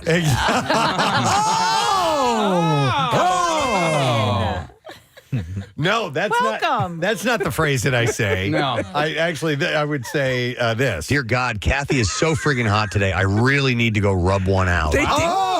They might throw you out with that one. though. yeah. I'm gonna cancel it. How are you guys about bar seating though? I'll do Are it. you okay with I that? love it. Yep. I don't Actually, mind it. Yeah, Rochelle and I sometimes will specifically do that. Oh, Not a we'll go sit problem the at all. bar. Especially, there was Sometimes you get better service. the Macaroni Grill, which is not, it's fine. I think it's a fine restaurant. casual. Yeah, right, exactly. Claire and I would go, and it was always packed up because we'd want to go like on a Friday, right at the rush. Yeah. But the bar seating was always open. It didn't matter. When we were in Clearwater, what did we go to Breakwaters or something like that? Oh, yeah. And we just showed up, me and Kathy. They didn't have any seating available. So I guess the wait was like a half hour, 45 minutes. But And we you were ended up- starving. Yeah. And we wanted to sit at the bar. Yeah. And just because we wanted to sit down and eat. And there were 4 bar seats open together. And I sat down I thought advantageously so that nobody was sitting next to us because more people were coming. Do you know what you can also do sometimes? Ask about the high tops in the bar area. Yeah. Marissa, how are you on sitting at the bar? Love it. Okay. Yeah. In fact, like Matt and I specifically will, like, when we go to a restaurant, we'll kind of look around. We'll be like, no, we're heading to the bar. Yeah. And then, you but can, only you if can, it's you can sit and chat with the bartender sometimes. Yeah. But only if it's two people. If it's more than two, it doesn't work at the It's bar. tough to have I a don't- conversation. Yeah, I don't like it. If there's 3 or 4 and you get the corner, That's a good one. the win. Yeah, but that's rare. Agreed. All right, let's see if you can identify the movie that this clip is from, this food clip. Would you like some mini pizza? You guys want some mini pizzas? They're good. Like mini bagels with pizza stuff on them. She'll put a little fontina cheese on. You know, she has palsy, so she ends up putting a lot of cheese on. God. We will go to Anthony, see if we can get it right. Anthony, morning, bud. Morning, guys. You guys rock, by the way. Thank you. Appreciate that. Do you know what movie that's from? Yeah, that's from Men in Black. Be more specific. Nope.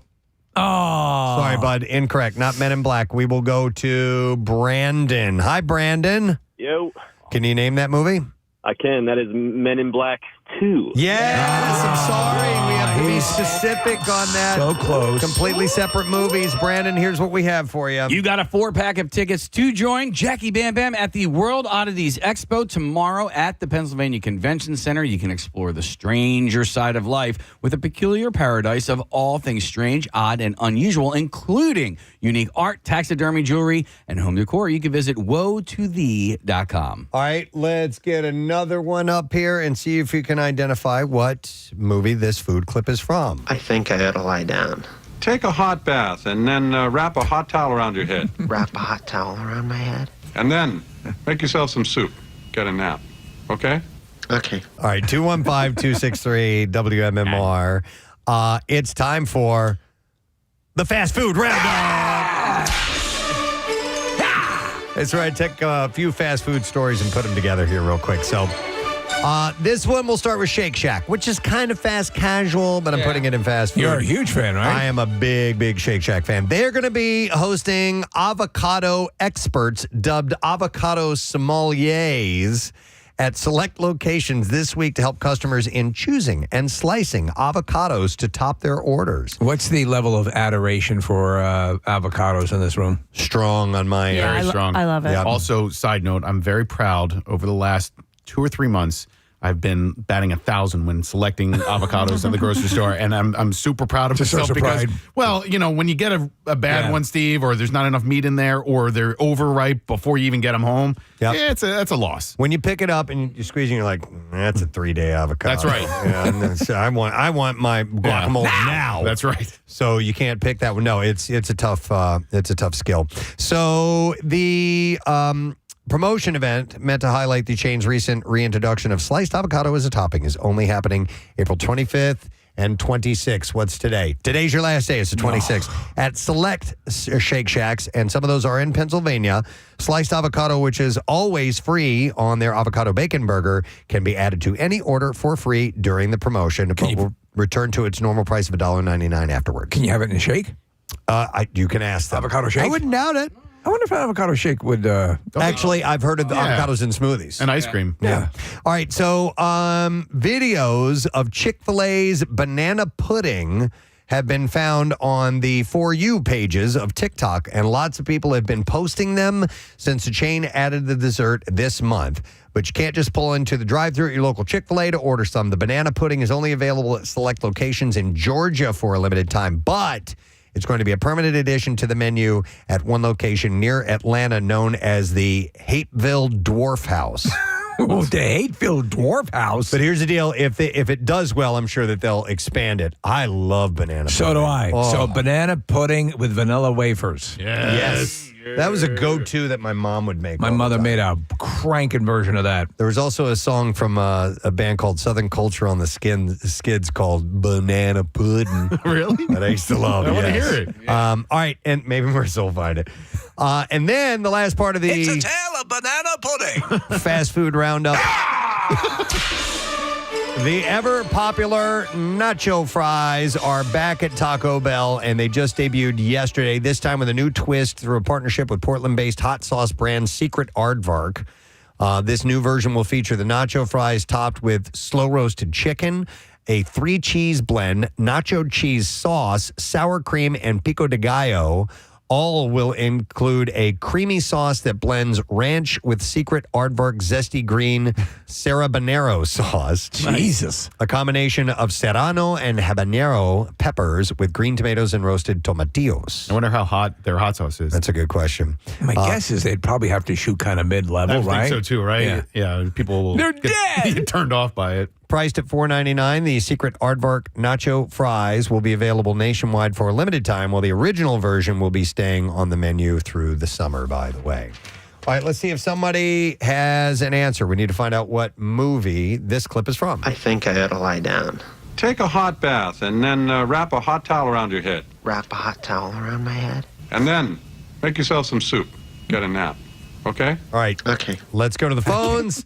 See if you know. I'm going to go to Mike. Hey, Mike, good morning. Hey, I saw Ferris pass out at 31 Flavors last night. I don't even need to ask a question, do I? What movie is it? Ferris Bueller's Day Off. Of course. Hang on a second.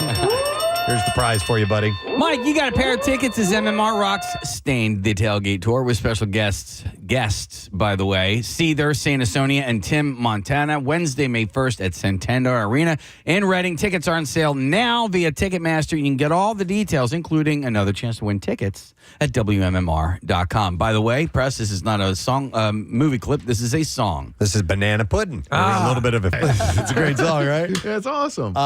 Let's do another clip. What movie is this from? Oh, thank you for grabbing this, Marissa. Here we go. This is tape 119. Air Marshal John and I's first sexual encounter. Is there a hungry bear anywhere? I'm a hungry bear. I hope I just happen to have this bear sandwich. Is there a hungry bear? I'm a very hungry bear. Do you see how my flap opens? Oh, yeah, that's a good looking bear sandwich. Yeah, that's a big bear sandwich. Do you want a bite of that sandwich? It's meat and cheeses. Oh, my God. Awkward. I love her so much. 215-263 WMMR. Call if you know the answer. All right, order up. All right, I brought this up. A new report from couponbirds.com uses social media to find out the most popular Costco products in each state. They're all food. Everything on this list is in food. Costco, yeah. Which I found I can see that. Quite interesting. So this the list is as follows. Overall, the most popular item at Costco is the Goodall's Chetty Mac White Cheddar Shells. Goodall's Chetty Mac White Cheddar Shells. It is the most popular for shoppers in 4 states: Georgia, Mississippi, New York, and Ohio. So that's number one. No other items are the most popular in 4 states. They break it down by state, but several tie in 3 states.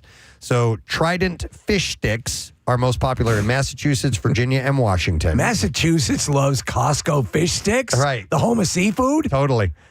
Reese's dipped animal crackers win in Kentucky, Montana, and Nebraska. Reese's dipped animal crackers. Go that on. sounds pretty good. Yeah.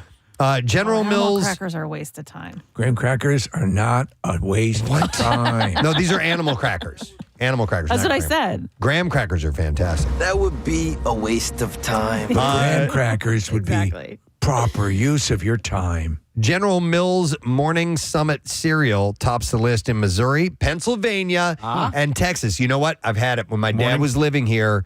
He loved it. We What got is him it? some. It's great. It's a real rustic kind of cereal with big, big chunk. You wouldn't like it because there's big chunks of coconut in it, Nick. Oh, yeah. So there's coconut and almonds. Okay. I want to try this. And some fruit and stuff like that. I like it a lot. It's really, really good. I like it a lot. Kirkland Prosecco. Oh. Their brand of bubbly is the most popular in Arizona, California, and Illinois. They don't sell that in PA, right? Like, I think some Costco. Some grocery stores do. In Acme, you can get Prosecco. And Yeah, I'm talking about Costco. Yeah, I don't know. Kirkland, which is their brand. In fact, the majority of Costco's most popular products, 19 of the 30, are their own Kirkland brand. Alaskans love their Kirkland premium paper towels. That's the non-food one. They're delicious. And Floridians and those in Maryland are fans of Kirkland 3-Berry Blend. I've been living in Alaska for 20 years. I hate paper towels. I think Casey was right. According to a quick search, there's no alcohol in Pennsylvania Costco's. Okay. Let's see if somebody knows what movie this is from. This is tape 119. Air Marshal John and I's first sexual encounter. Is there a hungry bear anywhere? Oh, I'm a hungry bear. I hope. I just happen to have this bear sandwich. Is there a hungry bear? I'm a very hungry bear. Did you see how my flap opens? Oh, yeah, that's a good looking bear sandwich. Yeah, that's a big bear sandwich. Do you want a bite of that sandwich? It's meat and cheeses. It's so good. All right, we're going to go to Liam. Hey, Liam, morning, bud. Good morning, yeah. Good morning to see you, Liam. What movie is that? Bridesmaids. Yes, Bridesmaids. Melissa McCarthy. Case, what do we got for Liam? Liam, you got a 4-pack of tickets to join Jackie Bam Bam at the World Oddities Expo tomorrow at the Pennsylvania Convention Center. You can explore the stranger side of life with a peculiar paradise of all things strange, odd, and unusual, including unique art, taxidermy, jewelry, and home decor. You visit woetothee.com. And in that clip, that's her actual husband. Yes, that is correct. All right, we're just going to do one more case. All right, 'cause which it's already, one do you want? it's almost 9 o'clock. Do you want next in line? Let's just go in order. Okay. Yeah, okay. So what movie is this clip from? Here we go. Soup du jour, hot hors d'oeuvre. Why, we only live to serve. Try the gray stuff. It's delicious. Don't believe me? Ask the dishes. All right, 215-263, WMMR. Call if you know. Order up. One last one, and then we'll move along. Pop-Tarts have just rolled out its latest innovation with new Pop-Tarts Crunchy Poppers. So I wonder if this is in conjunction with Frosted, which is the Pop-Tart movie that Jerry Seinfeld directed being released. Oh, I forgot about that. This might be a promotional tie-in. You know what, Steve? Well, it's a good question, but I think that Jerry did it without any support Tie-in? from. Really? Yeah, well, he did it like rogue. He didn't get any support from Kellogg's. He didn't get any Interesting. support from General Mills, and but maybe you're right. I don't know. Yeah. It's the first time these new snacks have been introduced, and they promise flavor and texture in every bite. The new Pop-Tarts Crunchy Poppers claim to revolutionize snacking, and they consist of a crisp exterior with filling topped with frosting and sprinkles. I do. Listen, when I was doing stand-up, I would always have like 1 or 2 packs of Pop-Tarts in the car, and I love them, but they're really high in calories. I haven't had them in ages, and I Yeah. loved them too. And I wonder how I would take to them now. Oh, you know what happens if you look at the servings, right?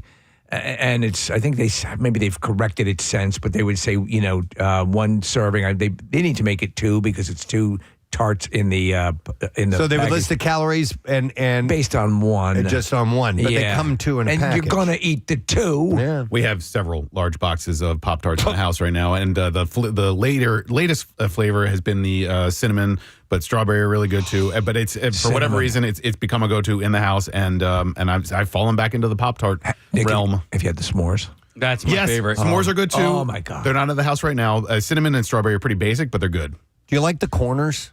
Yeah. That's my favorite part. Yeah, I do. It is challenging because they do get super hot. It's that Jim Gaffigan Hot Pocket bit. Yeah. Right. Because they can burn the inside of your mouth pretty fast. So apparently our new boss, Chuck D'Amico, has never had a Pop-Tart. Of course he hasn't. What? He told us the other day he's never had a pear.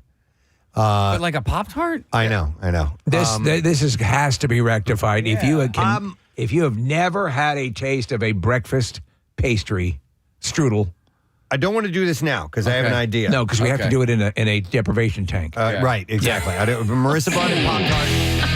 Marissa brought in Pop-Tarts and stuff, and Chuck is right out here, but I don't want to do it right now. I want to do it another time. Your day is coming, mister. Because I want to find a list of things. Yeah. There's a whole list of things, and we did it before with fruit with him. Yeah. Yes. Let's find some other things that Chuck, this sheltered life that he has lived, He said he's never seen boobies. that he has never had before. And maybe we'll get all of them done in one shot. Yeah, because also we got to give him more than one flavor of Pop-Tart. Yes. Yeah. In fact, what we'll do is I think we all select our favorite flavors and roll them by him and see what he responds. He's always straight up honest. I wonder if he has not had a Pop-Tart because they're often filled with fruit. flavors. Maybe because he's shied away from fruit. Because that's where forever. there are fruits that he's never had, which is very bizarre. I actually, I'm less a fan. I like the blueberry and the strawberry, but I most often gravitate to the cinnamon nick or the s'mores. Yeah. Those are my flavors. Well, here are Pop-Tarts, Crunchy Poppers. The natural stuff. 2 flavors that'll be available. Frosted Strawberry Crunch and Frosted Brownie Crunch. And they are designed for convenience. So the new Pop-Tarts Crunchy Poppers offer. What was the second one? It was Brownie Crunch. Frosted Brownie Crunch. And then I have a Boner Crunch. It says they offer a unique snacking experience and will hit shelves this month. They are priced at $3.99 for a 5-count box and $6.59 for a 10-count box. Nice. Yeah. All right, let's see if you can identify the movie. What's this from? Soup du jour, hot hors d'oeuvre. Why, we only live to serve. Try the gray stuff. It's delicious. Don't believe me? Ask the dishes. We will go to Ralph and see if we can get the answer. Ralph, morning, bud. Happy Blood Fart Friday. Blood Fart Friday. Dear God. All right, what movie is it from, buddy? Beauty and the Beast. Yes. Beauty and the Beast. It's so beautiful. What do we have for him, Case? We have 4-pack of tickets to join Jackie Bam Bam at the World Oddities Expo tomorrow at the Pennsylvania Convention Center. You can explore the stranger side of life with a peculiar paradise of all things strange, odd, and unusual, including unique art, taxidermy, jewelry, and home decor. You can visit woetothee.com. All right, I think we covered a lot today. We did. It was quite good. In the connoisseur. So thank you for being a part of it, and we will do it again next week, all right? Guarantee you that. Another thing we're going to do is have a chance to go win $1,000. We are roughly a little under an hour away from your next opportunity with Good Money It, and we're going to take a break and come back in a moment because we still have a few guests to go on this Friday morning. One of them will return with Dicky Barrett of the Mighty Mighty Boss Tones and the band Defiance, who are playing tonight at the TLA. We'll be in our studio. We'll be right back. Friend. And that's your traffic on 93.3 WMMR. All right, thanks, Kath. You know our next guest from lead vocals on songs like this. But his band now performing at the TLA tonight, the Defiant, are in town. And here's a really cool song, by the way. Lyrically, really, really cool. It's got a great hook to it. We're going to talk to him about all these things. Please welcome Mr. Dicky Barrett. To our program. Hey, everybody. How you doing, Dicky? I'm doing good. Thank you for having me here. Nice to see you. You are a very stylish gentleman, may I say that first and foremost? First and foremost, that's what I lead with. You do lead with style? Yes, with style, yes. What I lack in talent, I make up with snappy wardrobe. Yeah, you're dressed to the nines, man. We were hip to that a while ago with us. Please ignore my inability to actually perform music, but check out the outfit. Nice. So you guys, the show at the TLA is sold out, man. Thanks for coming by here. You don't even need to be here. We appreciate it. I like coming by places like this, and this is a great crew. Kathy, how do you spell your name? With a K. With a K. Okay, so you Kathleen? Yes. All right. Yep. Nice. I'll raise my Irish breakfast tea. Oh, thank you. To Yeah. Kathleen. Yeah, my mother's maiden name was O'Connor, so that's the Irish side. Yeah. There's a tear in my eye. Dicky, very much Irish. Yes. And in fact, you were thrilled that we had the Irish breakfast tea for you. So. That's right. Yeah, and you put it in a Dunkin' Donuts cup. It's from Boston. What there a you cliche go. I am. Shot of Jameson. I thought maybe you were having the tea because you have to, you're a singer and you have to treat your voice delicately. I actually think black breakfast tea is not great for your voice. Really? Is what I heard, yeah. Okay. You know what? That's the funny. best thing for the voice is water. It's funny you should say that because I started drinking black coffee, right? And because I was, long story short, to do an intermittent fast correctly, you can't have sugar up to like Right. okay, blah blah blah. You're trying to pull my story out of me, aren't you? No. I won't pull that. I won't pull that story. No, thank you. But I noticed that drinking the black coffee, you start like it's like very it's not conducive. Like it f's up your voice. Yeah, well, my heart pumps piss for you. Listen to my voice. Okay? Boo-hoo to you. I'm screaming into a microphone every night, my friend. I don't know how you hold up. You have a naturally raspy voice. yeah. You have a naturally I was born, my whole gravelly family, voice. all the Barretts. How the hell does it hold up? Dicky, Yeah. time for supper. Coming, Mom. I asked, you know who Louis Black is? The comedian Louis Black? Yes. Screams his head off. Screams. I'm like, how do you do that night after night? And he's like, I just do it, you know? Yeah. I don't really know. Like, I wake up in the morning and go, oh my gosh, I'm not going to be able to do anything tonight. And then I hit the stage and it just comes out of you. Have you ever had a run where you had no voice? That's an excellent question. Yes. Yeah. Not a run, but we had done 6 shows in Boston 10 years ago. And we ended it with a show in New Haven. So the last night, so I'm driving down to New Haven and I could not talk. And I did not, we're playing a place called Toad's Place in New Haven, Connecticut. And I think it's even New Year's Eve. Yeah. So it ends in New Year's Eve. And I had nothing. I got on stage and I just basically walked out and handed the mic to the audience. Wow. And just kind of directed them. And they were quite happy. When you lose your voice, It's the especially. best show we ever played. Best show. They took over. They killed We made a live album. I feel bad. I mean, listen, there's some artists out there that are just they can't get away from it. They're just subject to getting sick all the time. Brandi Carlile is one of those people where she just anytime there's something, she gets it. Yeah. And I but she has a different style. Not of me, singing. my friend. No. Strong immune system. Hey, Preston, I want you to ask Dicky the question that you had posed on the air. I don't know if you had planned on talking to him about the lyrics, the way. The impression that I get, there's a lyric in there, the way that it's sung. Oh, yeah. I forgot. We talked about this ages ago. Okay. I was listening to the impression that I get, and the line, I never had to knock on wood. And I was curious if there was a comma in there. There that we were is. okay. I've never had to. I never had to Comma. knock on wood. Knock on wood. There we go. There we go. Yeah. You have saved us, It's sir. not literal. I'm not It's literally not, knocking yeah, on I wood. never had to knock on wood. No, I never had to knock on wood. But I know someone. But I know who has. someone who has. Yeah. Yeah. Thank Wow. you. As Yeah. I was singing it one day, and I'm like, I was trying to take in the context of the lyrics, which Right. by the way, it takes me years before I start paying attention to lyrics. Like I'll sing melodies and I'll love the song, and I'm like, oh, they were talking about this. That always confuses me because I've been nothing but a lyrics guy my whole life. I No just kidding. love like it started for me. I was writing poetry, and a high school teacher found out I was writing poetry. It wasn't even my teacher, and encouraged that, and just like came out of, hey, I heard you write poetry, and this is years ago when writing poetry wasn't accepted. Yeah. And there you go. And here, so.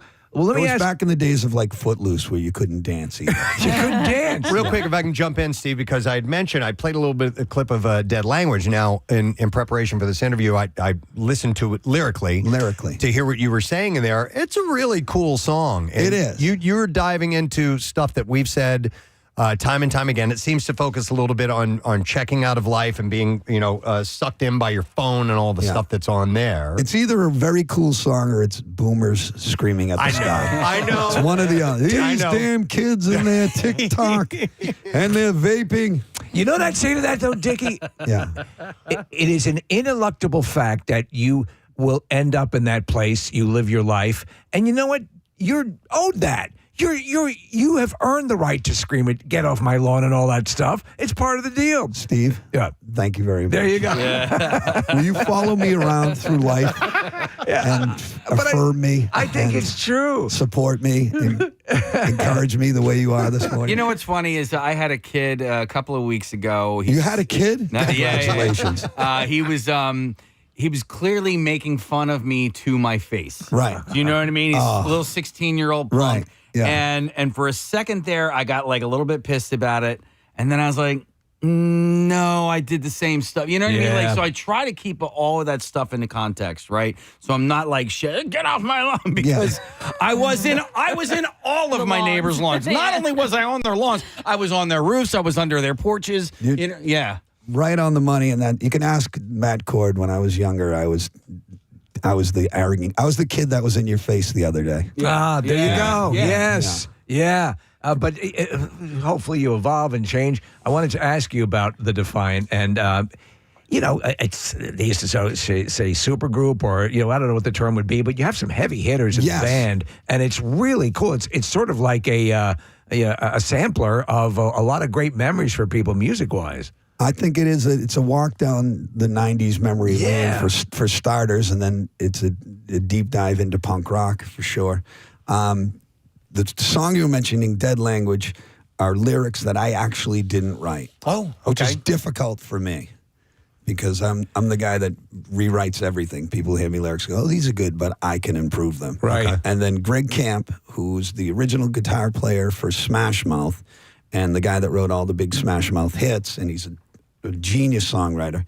He handed me these Dead Language lyrics, and I was sure that I was going to, okay, I'll just rewrite. And then I read them. I go, I can't do any better than this. Wow. And so Greg Camp from Smash Mouth is in the band. Pete Parada, the drummer for the last 15 years in The Offspring, plays drums, and he was also in Saves the Day and Face to Face. Wow. Andy played, this is my favorite part, and I don't even know if he likes me saying it, but he played with Devo as well. Yes! Awesome. Devo! We freaking love Devo. Yeah. Of course. Who doesn't like fan. Devo? Yeah. I'm a huge fan, too. And then there's Joey LaRocca, who played in a band called The Briggs. And there's Johnny Rio, who's the bass player, and he played for the Street Dogs out of Boston. Awesome. It's wild. I mean, the sound and listening to some of the stuff it's really solid. But you talk about punk rock, and you talk about, obviously there's the ska aspect of what you did. Yes. And when the Bosstones early on, you guys were you were up and running during grunge. Right. But I always thought that you guys came in as a reaction to? As a reaction to. Yes. I think that whole era, there was grunge, and it was all grunge had to offer, and the country was very grungy, and everyone was enjoying grunge and wearing their flannel shirts. And then Kurt died, and then sort of, people wanted to feel good again. Yeah. And enter the Bosstones and, Green Day or Goldfinger or, maybe even Smash Mouth. Rancid. Mm-hmm. Rancid for sure, definitely, no doubt. So was it you just it's a trend. You it's let like the river waves. take you, or was it a conscious design where you sat down? We were doing what we always did. That's what we were inspired by. Second wave of ska music out of England, the Specials, Madness, right, Bad Manners, those guys. So that's what we were doing, and we weren't trying to do something popular. It just ended up that way. When that musical movement happened, and I mean that the kind of quote unquote alt, for lack of a better term, door opened up. Nirvana kicked it down, Pearl Jam's, Stone Temple Pilots, and then bands like yours started surfacing.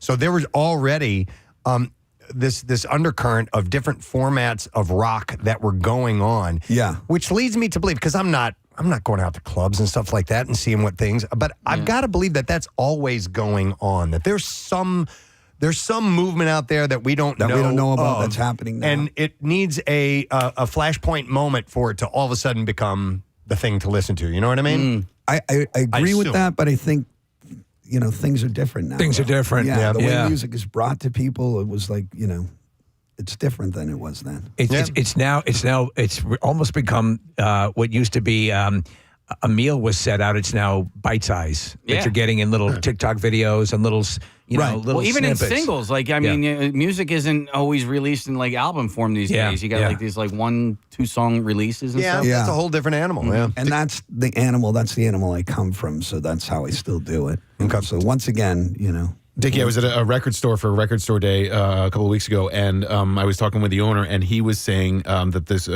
teenage girl came in and she wanted to buy Taylor Swift's new records, which is cool. She wanted to get the vinyl of it, but she was not even going to bother opening the vinyl because she already was able to listen to it electronically and on her phone or whatever. So for her, the vinyl was just a collectible, which I get, but she's missing out on the 3D sensation of like tactile sensation of holding a record, of looking at the album. That was, I mean, that's what I fell in love with. Yeah, same. Holding it. And I felt a little bad for this kid because she didn't know that there's more to music than just listening to it. Yes. Big headphones laying in your room with an album cover in front of you, reading every single thing, looking at who's this guy? Yeah. Who's that? Yeah. Dicky, I remember clearly. Those days are gone. But the memories are great. Preston and I were talking about this the other day. I forgot maybe it was the Who, first time I heard it. the Tommy. I remember big headphones, super big headphones, and then what I started to do was to take the speakers, the actual full speakers in the room, and turn them and lay in the middle. Dude, I did that too. Yeah, it's like I did that too. Yeah, you just want to, and then you hold the artwork, and you go, "What does this mean?" It's so good. We sound so old, Steve. I know. I'm so sorry. We just lost all your young listeners. No, it's funny because these guys sound like my dad. What we talk about is the fact that, like Preston's kids, it's a whole bunch of kids who get introduced to something or hear something, and whereas Dicky, when we were having to wait for the next album to come out, you've got an instantaneous catalog ready to go. So if you kind of decide you want to explore a musical a band or an artist, right there, you're good to go. So you will see kids walking around with Queen shirts on and or whatever, Boston shirts. It's there for the taking. So it is kind of encouraging. Yes, I agree with that as well. How old are your kids? My kids are way younger than they should be. All right, give us ages. But in Hollywood, it made more sense. Yeah. What are they into musically? Musically, it's weird. So my oldest daughter is in 6th grade, and my youngest daughter is in 2nd grade. Wow! And I said that like 3 weeks ago to Jimmy Kimmel. And after I said that, Jimmy looked at me and goes, "You don't know your daughter's ages, do you?" I know what grades they're in. I know when I drop them off, one of them goes into 6th grade and the other one goes into 2nd grade. Man, numbers. Like you and your numbers. 7 and 12. Dickie, Thank you. But what musically? Thank you, Casey. Yes. So what do they listen to? Yeah. They got on a kick. Well, first of all, my oldest daughter listens to the band, which I love. kidding. I don't know where that came from. She likes Danko. So there she you likes go. Robertson. So it's 6th grade. That's pretty great. Yeah, That that's brings awesome. That brings a tear to my eye. But they both of them got into all things Willy Wonka.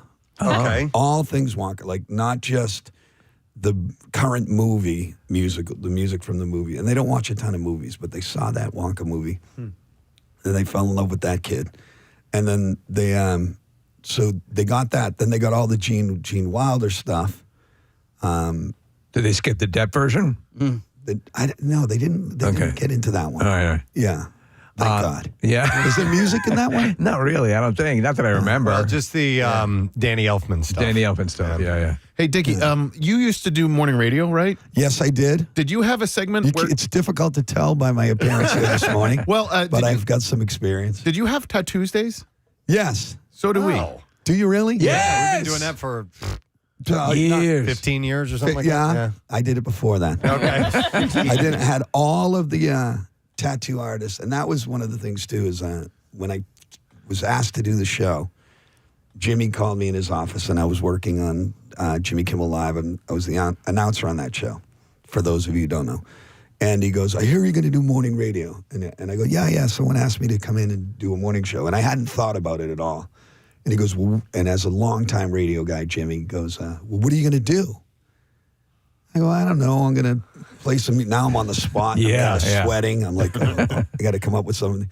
And I go, I think on Tuesdays I'm going to give tattoos, Tattoos Day.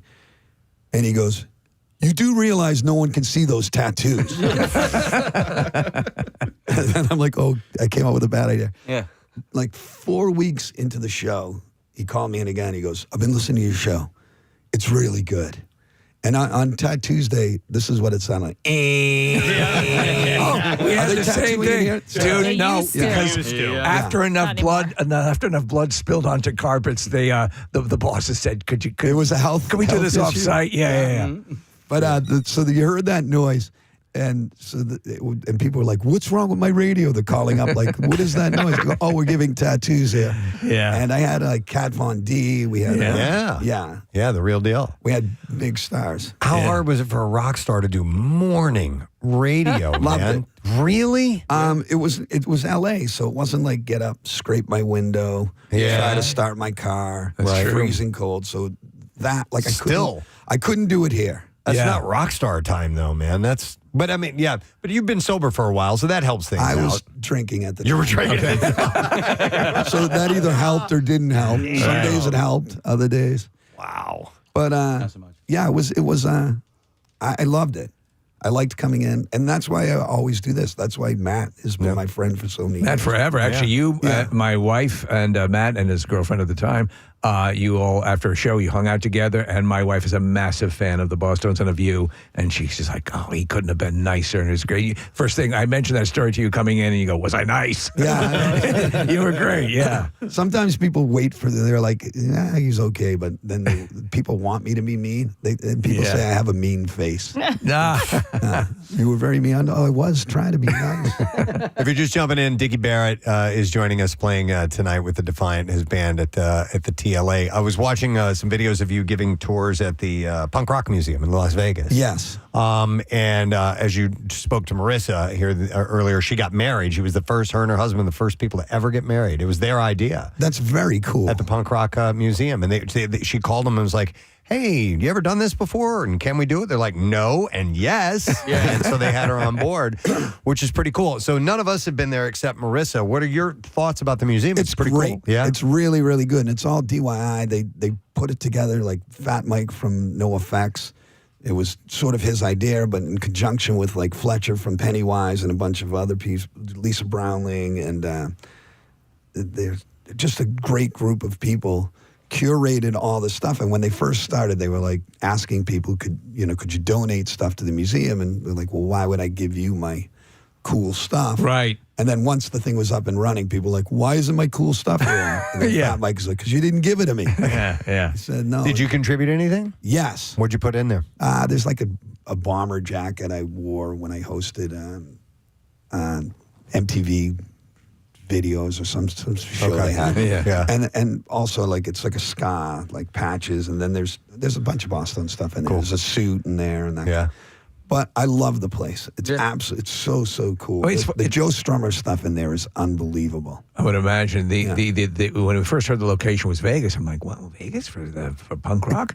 But Marissa says it's phenomenal. You say it's phenomenal. It's a good place because people go there anyway. And if you're a punk rocker, and you're looking for something, they're gambling. I wanted to ask you about your, the Clueless was on the other day, and you guys are in keeping me cool. Keeping you cool. I can't wait to show my daughters that. See, your father was cool. It's a perfect movie, I think. It's the cast obviously gone on to great things. Any impressions or memories of hanging out with Paul Rudd and a young, very young Paul Rudd? Still to this day is very, very nice to me and mentioned that. And he's a huge star, that guy. Yeah, gigantic. Alicia Silverstone, our kids went to the same school in Pasadena together, and she's very nice. But the experience for me, myself, at the time, and this was during like the OJ trial, they were filming it right across the street. The trial was going on, and the Bosstones were filming their scene at that party in Clueless. And I was sure, like, this was the beginning of the end. We're selling out. Why am I in this movie? Right. And even when they pitched it to me, they're like, it's about rich Beverly Hills kids and their troubles and tribulations. I'm like, what the hell am I doing in that? And when they first go, the movie's called Clueless. I said, oh, is it about us? So I was, and we had tax problems at the time. Is an interesting thing. And Amy Heckerling, who made Fast Times at Ridgemont High, so we're like, okay, that was cool. Maybe this will be cool. But the whole premise of it was, I was sure it was like going to be horrible, and it ended up being an iconic movie that. And it's a great scene. It's the late Brittany Murphy, right? Yeah. She's in it. She slides down the stairs, and it's a pivotal moment. And And I do a horrible stage dive. Yeah. I absolutely wilt. You're not the only one that does a stage dive in that scene, though, right? Isn't there more than one? Or am I misremembering? Well, I did the premiere one, which I was doing them all day. Okay. I started the day. I showed up, and I was like, oh, I don't want to be. Oh, there it is. It's on the screen here. Yeah. And I showed up, and I had a bad attitude. I sometimes do. So I dove on the kids on the Hollywood Extras, just to kind of rattle them. Okay. And then Amy Heckerling loved it. And she goes, oh, you got to do that again. You got to do that. So then 50 more. of the stage dive, and by the end, I was just kind of falling limply. It's only so much. And that's the one they used. Yeah, Dicky, I think about the movie The Wonders when they go and they have them do a bit part in a movie, and they're just kind of shoved off to the side. You guys are obviously center to the scenes, but what did you think at the time of the movie making process? Your first time experiencing that, were you thinking, "Wow, this is stupid," or was it intriguing to you, or was it laborious, or how was it? Well, I was up in my head. Yeah. And I was up in my head about everything I did. When I went to Saturday Night Live, I was up in my head. I was like, oh. You overthink things? I overthought it because we were, a punk band from Boston. Right. And trying to play ska music. And we had these fans that swore by our first albums and everything. And now this song is everywhere. Yep. And it felt oversaturated to me. And then you go to a show and it's like, okay, you're going to do this song. And then I'd say things like, well, we'd like to try to do one off of our first album. They're like, no, you're not going to do that. We want to do a different song. And then they'd be like, you don't have a different song. Like, crushed. Yeah. How important was college? Colleges were keeping you guys going. Well, that was for a it. That was long time. CMJ, college music, radio, Right. all of that. You remember those days, right? Yeah. And there were bands that existed in the college realm, and then sometimes they'd jump out. You guys did. We loved being in that realm. Yeah. We were very comfortable in there. And once, you're on the Billboard charts, then if I had it to do over, I would do it differently and enjoy it more than I actually did. What would you do to do that? I don't know, walk around burning money. Have people do my bidding. Sure. Come here. Chop, chop. I'm a big star. Right. Boston seems like a real brotherhood as far as the city goes, and if you're from there, you're a part of, and Philly's got that vibe Same too thing, here. Yeah. But I was curious with the Boston, the veterans of the Boston music scene. Are you friends with the other big stars that came out of Boston musically? Like the Dropkicks? Or even different genres. Aerosmith. Aerosmith and Steve Tyler couldn't have been nicer to us. Jay Giles and Oh my gosh, Peter Wolf. And these were all idols. Growing up, these are idols. So if they spit on me, I would have been fine with that. This might be a dumb question, but is Boston from Boston? I don't think yes. so. Tom is, right? Yeah. All right. They are. All right. So do you guys have any sort of relationship with those guys? Not really with Boston. Yeah. But I knew Rick Ocasek from the Cars, and I knew Peter Wolf for sure. Peter was great to me. And if we asked him to come to a Boston show or jump up and sing with us, he always would. But what about Matt Damon and Affleck? Are they, Dunkin' Donuts brothers? I like Matt Damon a lot. Yeah. And I like Mark Wahlberg. Okay. He's a great guy. All right. Not You bad. left Affleck out. that one. Damon's cool. It's funny because Casey Affleck has always been nice to me. Wow. If that's who you're talking about. It's going all the way around. He did say Affleck. Circling right around. I think you brought up Affleck. Yes, Casey's been. Casey is so nice. with Boston sports, there isn't a team that I like at all. I can't stand them, and I know that you're a lifer when it comes to but when it comes to Boston entertainers, I love all they're so talk about stand-up comedians and the actors that you went through, and then the comedy scene out of Boston legend. Boston is the kind of town. It's an arrogant kind of town that you have to know we're from Boston. I mean, that's why I named the band the Boss Tones, and when you say Jay Giles, you go, oh, they're from Boston. Yeah, right. Aerosmith, they're from Boston. There's not a lot of you can't really do that. Chicago, what do you got? Smashing Pumpkins, but no one really kind of. Dropkick Murphys, another perfect example. There's no mistaking where they're from. There used to be much more of a kinship between Philadelphia and Boston in the sports world, and then Boston had their last 20 years where they won 4 now World everybody Series. hates us. Yeah, but it's funny because growing up, I'd go to a lot of Red Sox games, and my dad would take us to Fenway, and I loved the Sox. They were the fun underdog to root for. And you guys have had way too much success over the last 20 years. And we always kind of shared the mutual hate for New York. That's exactly right. Yep. The enemy of my enemy. Right. Yes. Yeah. We walk together in that. It is fun. And that's why I celebrated last night's Sixers. Thank you. Yeah. Yes, us too. I did. You know what? More than the New York Knicks themselves, it's the Knicks fans that really bump the crap out of me. Matt texted me during the game last night, and I was like, your team looks great, buddy. And he texted me back. He goes, "There's too many Knicks fans here. I feel like I'm going to punch somebody." Like, don't do that, dude. It's because it's way more affordable. It's more affordable for anybody from New York to come down here to Philadelphia to, whether it be a train or parking or gas or whatever, than it is to just... Casey, you're not going to like what I'm going to say here. All right. This is what Matt told me. He said that last night, too many Sixers fans wanted to watch the NFL draft. So they gave up their seats. Yeah. And you're one of them. Yeah, well, I didn't have a seat. Okay. I wasn't going to the game last night regardless. But yeah, I mean, the NFL draft. But that, for me, that's it. My brother and I get together every year, and we have a cigar, and we watch the draft. Thing. Yeah, it's a family thing. And we've been doing that for... It's like you and Ben Affleck. It's like me and Casey Affleck. So I wasn't going to go anyway. And then after the first two games, the NBA gives me a lot of anxiety. Right. Watching an NBA game gives me a lot of anxiety. So I didn't want to be as dialed into last night's game anyway.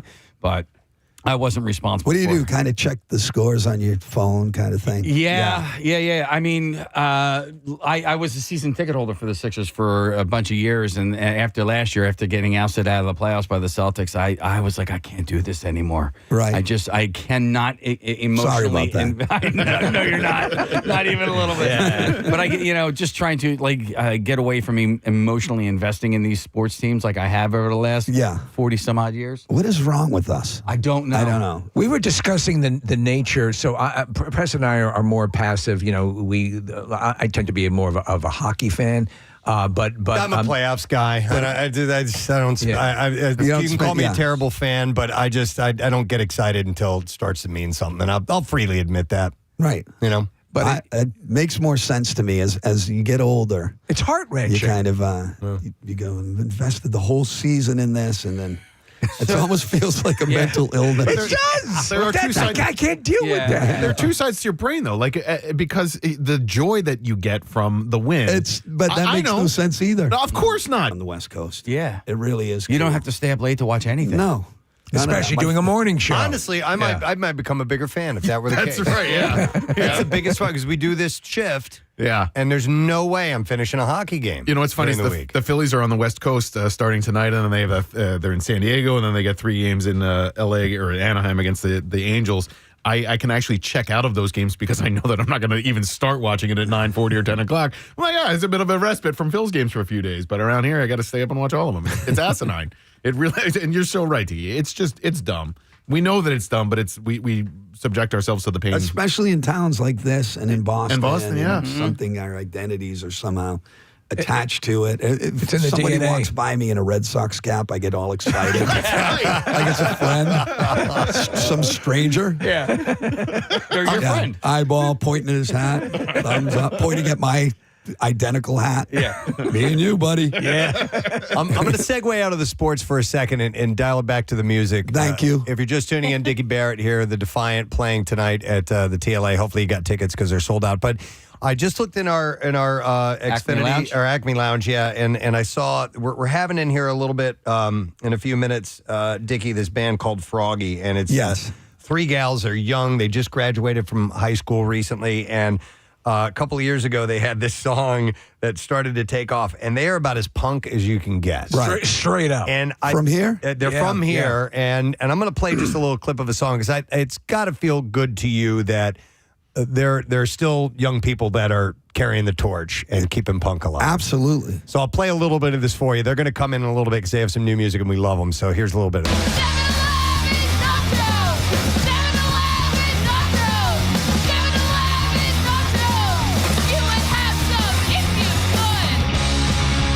Called 7-Eleven Nachos.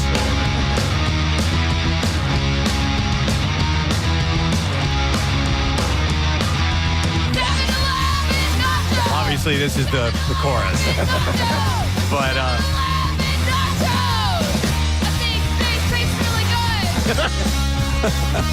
it's just straight up, roots. Oh.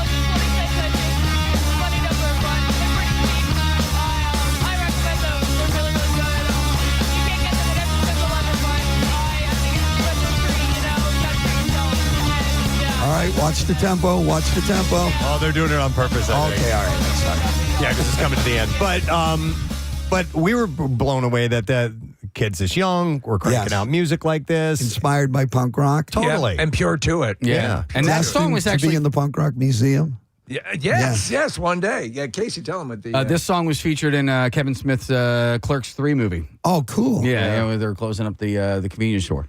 And do you see? We were in Kevin Smith's. What was the Ben Affleck movie? Dogma? Well, there's a couple. Mallrats. Chasing Amy. Chasing Amy. I think that both Ben Affleck and Kevin Smith loved the song and put it in the movie before. And this is after Clueless. Okay. So they put the impression in that. So I share something with Froggy. Nice. What did that mean to have a song like that in your dear friend Ben Affleck's movie? I was overjoyed. Absolutely overjoyed. I was going to ask you, do you see at these Defiant shows, do you see some younger people that you're like, hey, yes, I'm surprised at Me that? First and the Gimme Gimmes, bring them in. Okay. It's difficult not to like Me First and the Gimme Gimmes. Yeah. They're really, really good. I actually, in that band, speaking of punk rock and Punk Rock Museum and Froggy and all things punk, CJ Ramone is in that band on this tour. John from Rocket from the Crypt is in the band. Oh, wow. Who's the lead singer from? Spike Slauson. That's who. He's got a great voice. He's unbelievable. Yeah. Yeah. It's difficult, Remember listening hearing to them him after I do my thing. They did the Boys to Men. It might have been End of the Road. Yes. I'm like, who? This guy's got a stellar. He belts it out every night too, and he's extremely funny. Yeah. He's a really, really good entertainer, and the show is great. It's so worth seeing. Well, hopefully you got tickets because, like I said, it's sold out. We got to wrap it up, Dicky, but it's great to spend some time with you. Thanks for coming by here, man. We appreciate it. Do you think I could meet Froggy? Yeah, I think we can arrange that. All right. Excellent. All right, thank you. Thank you, guys. You guys are awesome. Thank you, guys. Dicky Barrett, right here. Yeah. Mighty Mighty Boss Tones in Defiance. We are going to take a quick break. We'll return, and Froggy's going to be joining us, so stay with us. Good money at Keyword. All right, and the word is essence, and you spell that ESSENCE. You have until 15 minutes after the hour to enter that. 3 ways for you to do it, WMMR.com or the MMR app. Of course, you can text it to the special contest short code number, which is 45911. One random entry will win $1,000 in our company-wide contest, and each winner gets a call from Beasley, so make sure you do answer your phone. Contest rules available at WMMR.com. The whole thing is sponsored by McLaughlin Plumbing, Heating, and Cooling. So the word again is essence, ESSENCE. So make sure that you enter that right now. Going to get our final look at traffic. So what's up, Kath? The Northeast Extension still shut down northbound between Quakertown and Lehigh Valley. This is 2 separate incidents that are in there in that span. And then on the southbound side at Quakertown, they've got the right lane blocked because of an accident. Blue Road northbound slows McDade Boulevard to Baltimore Pike. Schuylkill Expressway, westbound jams Bear Avenue to South Street. Slow again from Belmont out to Gladwin. Eastbound heavy Montgomery to University. On the Vine, westbound, you're still slow the length. And then out in Bucks County, Route 1, southbound between Rock Hill Drive and the Pennsylvania Turnpike, that construction still taking place. The right lane closed, causing delays throughout the afternoon. 38 eastbound in Mount Laurel at Hartford Road. We still have that accident with a down pole blocking the right lane. WMMR presents Preston and Steve's Bizarre File. Brought to you by Monster Jam, the only place to see the legendary Gravedigger tear up the dirt. And you can see racing big air and backflips when Monster Jam roars into Lincoln Financial Field. That is on May 4th. We'll start with this messed up story. A 74-year-old Ohio woman who was a victim of an online scam. Oh, man. Allegedly tried to remedy her financial issues by robbing a credit union. Stick him up. Ann Mayers was arrested in her home in Hamilton, Ohio after police said she robbed an R Group credit union. Give me money, I'll spray your brains all over the wall. The credit union's employees told police that the woman entered the bank, demanded money while displaying a handgun. And while at Myers' home, police found Man, that's a hairdryer. Silver Hyundai Elantra that she was allegedly driving during the robbery. An Elantra? Mayer admitted to the robbery when police arrived at the house, so officers subsequently took her into custody. Before the alleged robbery, she had no criminal history, and police learned that she may have been a scam victim after detectives spoke with her family who told them that she was sending money to an unidentified individual. In that aspect, the officer said that some may see her as a victim. Unfortunately, Anne chose to victimize several other people in the bank by robbing it with a firearm as a remedy for her situation. Evidence shows that she removed her license plate from her car and tried to remove a bumper sticker, so she was clearly doing this. You she could knew what do she was doing. Old Dog Day afternoon. Old Dog Day afternoon. She also reportedly spoke to family members about robbing banks in the days leading up to the robbery, but the family didn't take her comments seriously. She's being held in the county jail. So no confirmation that there was some sort of what the scam was? Or, No, okay. it didn't indicate, but somebody was trying to take advantage of her. Cuba apologized to Canada on Wednesday after authorities accidentally delivered the remains of another man to a Canadian family grieving the loss of a loved one who had died while vacationing on the Caribbean island in March. Faraj Jarzor, a Canadian citizen, died in the Veradero Beach resort town 2 hours east of Havana on March 22nd. And weeks later, his family was shocked to find the body of a tattooed man many years younger in the casket delivered from Cuba to the funeral home near Montreal. The funeral was supposed to take place on Monday. The body delivered looked like nothing like their father, and the identity of the body delivered was not clear. Cuba's Foreign Affairs Minister, Bruno Rodriguez, said on social media Wednesday that he had spoken to his Canadian counterpart. It wasn't a prank? Melanie Jaloy, about the unfortunate incident. The family continues to wait the delivery of their father's body from Cuba, and now more than a month after his passing, so they're trying to figure out what the holdup is. So here's a follow-up story. It's the end of an era for the Chicago rat hole enthusiasts. Again? Man. So yes. Oh man. Remember they had apparently covered it up, but then they had dug the hole back out. Yes. This is, by the way, apparently a rat or a squirrel was paved over and left an indentation on a sidewalk and left a clear-looking indentation. Did you And see it when you were there? No, I did. We thought it was gone, and it came back. But anyhow, after a series of complaints from neighbors, the infamous rodent-shaped sidewalk dent was removed and preserved Wednesday morning. Crews removed and successfully preserved the square of sidewalk containing the famous Chicago rat hole, according to the Department of Transportation, and are storing it temporarily while its future location is determined. May I suggest a location? Please. Next to the U.S. Constitution. Oh, that's a great idea. Photos from the scene show workers removing the slab of the Roscoe Village sidewalk before refilling it with cement. It's still unclear where the beloved imprint will be displayed next, but they are going to do something with it because it's an attraction. What's so funny is it's like right out of a cartoon because it is the complete silhouette. Yeah. Yeah. Yeah, exactly. Immortalized. Yep. All right. The National Oceanic and Atmospheric Administration, NOAA for short, Fisheries Service is offering a $20,000 reward for information about after a dolphin was found shot to death on a beach last Oh, my month. gosh. Yeah. The juvenile bottlenose dolphin was found with multiple bullets lodged in the dolphin's brain, spinal cord, and heart. It seems like a mob thing. In Louisiana. You think it was a hit? Yeah. Oh, my God. I think the dolphin knew too much. The necropsy. Bring in, I don't know, do we have any captains or fishermen? I got a dolphin that's getting a little too mouthy. A necropsy confirmed that the dolphin I want you to make it look like an accident. appeared to have died. Let me see here. Godfather, it would be an honor to remove this dolphin from your ranks. Well, maybe he, a male dolphin. It appeared to die from trauma. So the Office of Law Enforcement is investigating the dolphin's death and offering a $20,000 reward. It just seems weird. Yeah. It does seem like a hit on a dolphin. Yeah, I don't know why people would go shooting up a dolphin. How about this shooting story? Let's go dolphin shooting. Or potential shooting. A Tennessee teacher has been arrested after she allegedly threatened to shoot a colleague. Now, what high-pressure job situation, tough gig do they work? Yeah. A preschool. So, yes.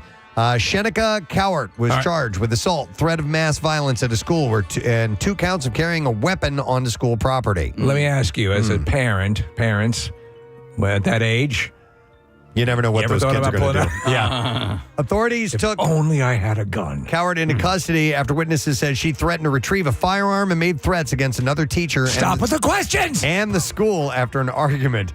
Cowart threatened to, quote, shoot up the preschool and that she, quote, keeps a gun on her. Another teacher claimed to have overheard Cowart say, when I start shooting, you better run. Wow. And that prompted the school to go into lockdown. The police department recovered one handgun from Cowart's purse and another firearm in the driver's side door of her vehicle, and she was held on $37,000 bond. I might ask her how she feels about dolphins. All right, we'll do one more story, and then we will wrap it up. Oh, sorry to tell you this, Steve, but in Utah, more than 120,000 chickens were killed in a large barn fire. What in the hell? At Oakdale Egg Farms. I thought the national nightmare was over. No, I'm sorry, Gene. Just begun again. Again. Reset the clock. Oh, no. First, I'd begun my dolphin charity, and now this. I just one name to read there. How many? 120,000. All right. I'll enter it into a text. Okay. Ronaldo. All right. Alvin. Mitzi. Stanislav. Not Stanislav. He's a exchange chicken. Exchange chicken. I love that one. That's a band name. I'm writing it down. Exchange chicken. Hang on a second here. I'm going to add that to the list. If you were to do a tally of the amount of chickens that have died in farm fires. Millions and millions. It's millions and millions. Yep. So the fire took about 6 hours to extinguish due to the barn materials and issues with water supply. Are we missing a business opportunity to keep a fleet of trucks with dipping sauces mobile around the country? Yeah. Right? Moving constantly. Right. Never Just- ending. Yeah, I was 24-hour thinking drivers. Keep them on the road. Fire retardant chicken suits. That too. That's what I think. We need honey mustard in Missouri now. Yeah. All right, the cause of the fire will be under investigation for several days, and that's what I have in the bizarre file for you. I know we played this once. It's only 45 seconds long. We have to play it again before our next guests are announced. So let's do this right now.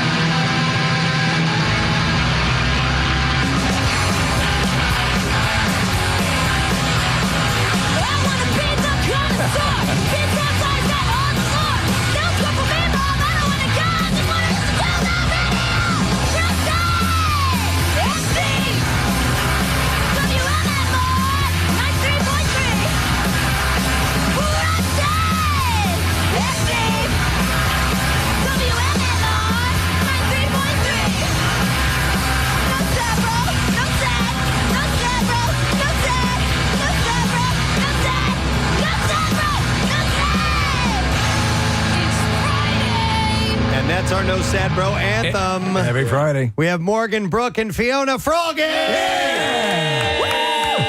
our studio. Hi, guys. Hi. Nice to see you all. Nice to once meet again. you. And the reason for the appearance here today is because there's new Froggy music out today, right, Morgan? Yep. We just put out a 4-song EP that's self-titled. Can you? The titles are phenomenal. Can What you are give us some of the titles? Names of the songs. I Know You Want Me, but it's in acronym form. Sinking, KMA, which stands for Kiss My Ass. Okay, you can say it. Right? Yep. Mhm. And Eat Me. Eat me. Okay. Instructional. Very nice. And from what I've been told, and Fiona had told me this, that the three of them together right now, arriving here at the radio station was the first time they've seen each other since January. Oh my gosh. So, yes. Because Brooke was in Japan. And came in yesterday? Last night. Last night. Wow. And what were you doing in Japan? I was studying abroad. I did a semester abroad. 4 months. Yeah. At Is that with Temple? University, Japan Yeah. campus. They have their own school in Japan. Temple has a Japan That's really campus? cool. Yeah, they have do they have a California campus too? I don't know. And my question about this is, could you, as a Temple student, just study in Japan at Yes. Temple, like for all 4 years or whatever? Yeah. Okay. That's It's crazy. also like I think it became a 4-year school, or like it has been one, but that was like a big thing apparently. So we were talking before you came on, and that's a bucket destination for me, and hopefully can get there. You loved it. I loved it. Okay, but So much so with these songs, were you composing them long distance, or how did that work out? We wrote them over like the past like year-ish, and then we hunkered down in the studio in November and just knocked it all out right before I left and got them mixed and mastered like as I was leaving. Okay. And we did 3 photo shoots in one day, like a couple days before I left, because we're like, let's just get like a ton of photos together, and we can just pan them out over 4 months. There you go. Well, that's smart. You did a lot of prep. Fiona, I saw a video that you guys had put out, saying, announcing that you had new music coming out. And one of the things you wanted to point out is you guys aren't in high school anymore. Exactly. What's the message there? We were pretending to be really serious, even though the songs are like "Kiss My Ass." Well, that's okay. Thank you for saying that, because you guys are like, these are more hard hitting and poignant and all that. And the song is called "Kiss My Ass." We're playing with little plush frogs right now. So. Yeah. So you're still kids at heart. Yeah. No, it's cool. It's cool. So people think because it's punk songs tend to be quicker and. It's probably easy to crank them out. But you guys, how long does it take to put together a couple of songs? And do you spend a lot of time going back and forth and tinkering? And is there a final say, or does it always have to be consensus with everyone? I would say it typically doesn't, it ranges for like the time that we write it. Sometimes it's like in a day and it's like, wow, that was quick, but this is perfect. Right. Sometimes it's over a span of like a few weeks or months. And typically it starts out like one of us has kind of like a base idea of like, oh, this chord progression's cool. Right. This drum beat is cool. And then we all kind of add to it. And then we kind of put the final touches. So there you the time go. varies. Yeah. We had you guys meeting Dicky Barrett from the Boss Tones off air here. What did he say to you guys? He say anything? Give you some advice or anything? He loved us. Yeah, he did. Very, very amazing to hear. He said like not a lot of people our age are like doing music can like this. really play. That's what it was. He was blown away, man. You could see him lighting up. He asked you guys, do you mind if I take a picture? Yeah. Yeah. That was awesome. So the EP is out today, and people can just go to Spotify, Apple Music. Yep. Yeah. It's on YouTube. It's there. It's everywhere. That's awesome. I think. And are you guys endorsing a product now? Are you involved? Because I thought I saw a video with you, Morgan, about Reverend Guitars. Yes. So Reverend has sponsored, we've become Reverend artists, Brooke and I, and it's awesome. And I actually hung out with Ken Haas the other week at, was it Broken Goblet? And he's the nicest person ever. He's really down to earth. He's really supportive of our band. That's great. So he's awesome. They make great instruments. Yes. Oh my God. And Love that's it. what the EP has, both our guitar and bass from Reverend. Okay. All right. So Brooke's back. The band's back together. The band's back together. The album's together. coming out. The EP is out. There's got to be shows, right? Yes. So many. So you're going to rehearse for a little bit and then get out and play? Yes. All right. That's the goal. We have a lot to work on. Yeah. Any dates to announce right now? So we have it's May 21st, Yes. I believe. We're playing at Philomoka with Skating Polly. And then the 25th, Yes. we're playing at Broken Goblet for Brain Fest with Wheatus and All Right Junior. Wheatus. No way. Yeah, I know, Dude, right? that's I'm like, pretty no cool. way, Wheatus? Yeah. So we're Teenage super Dirtbag. excited for that. And more are in the works, but that's what's going to happen in the next month. Many Okay. more to announce. All right, so just a couple of gigs right now, but there's definitely more coming up. Yep, for How sure. far will you guys travel, or can you travel?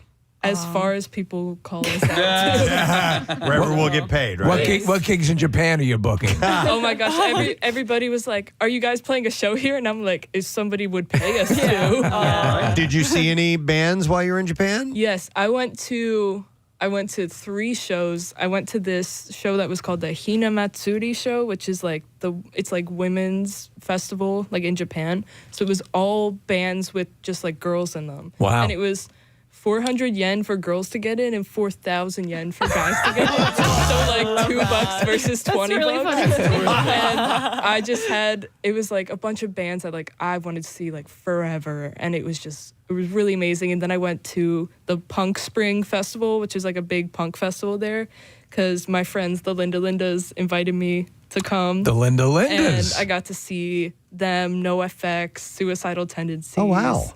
And The Damned. It was a really awesome weekend. And then I saw the Linda Lindas again. So I saw them 3 days in a row, and I had like class like the whole time. My professors were all like, "You look tired," and I was like, "I am, but it's worth it." So look at all you guys hobnobbing with people and bands, and then again, it was Nikki Sixx.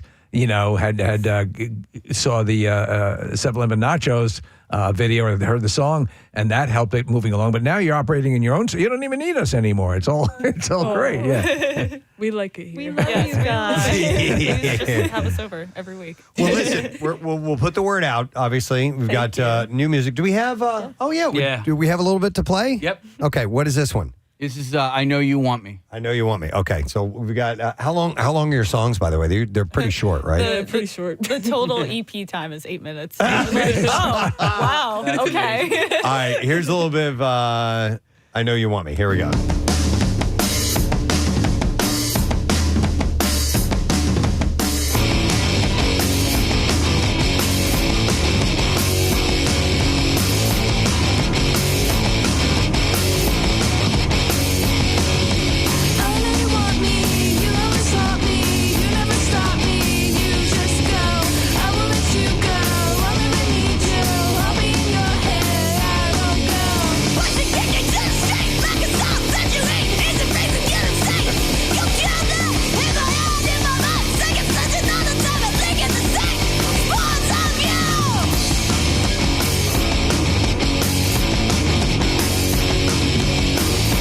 Production sounds better on this.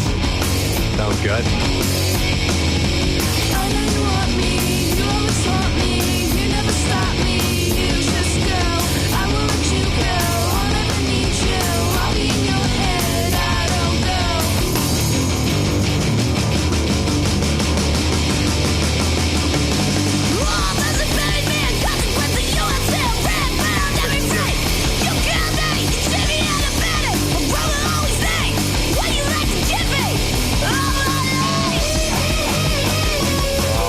That's Froggy right there. Man, awesome. God, Morgan, take care of your voice. Dear God. I don't know how you're going to last.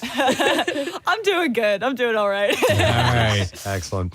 Well, if you want to hear more, you got to go grab it. It'll only take 8 minutes of your time. Yes. So you can listen to it driving back. Yeah.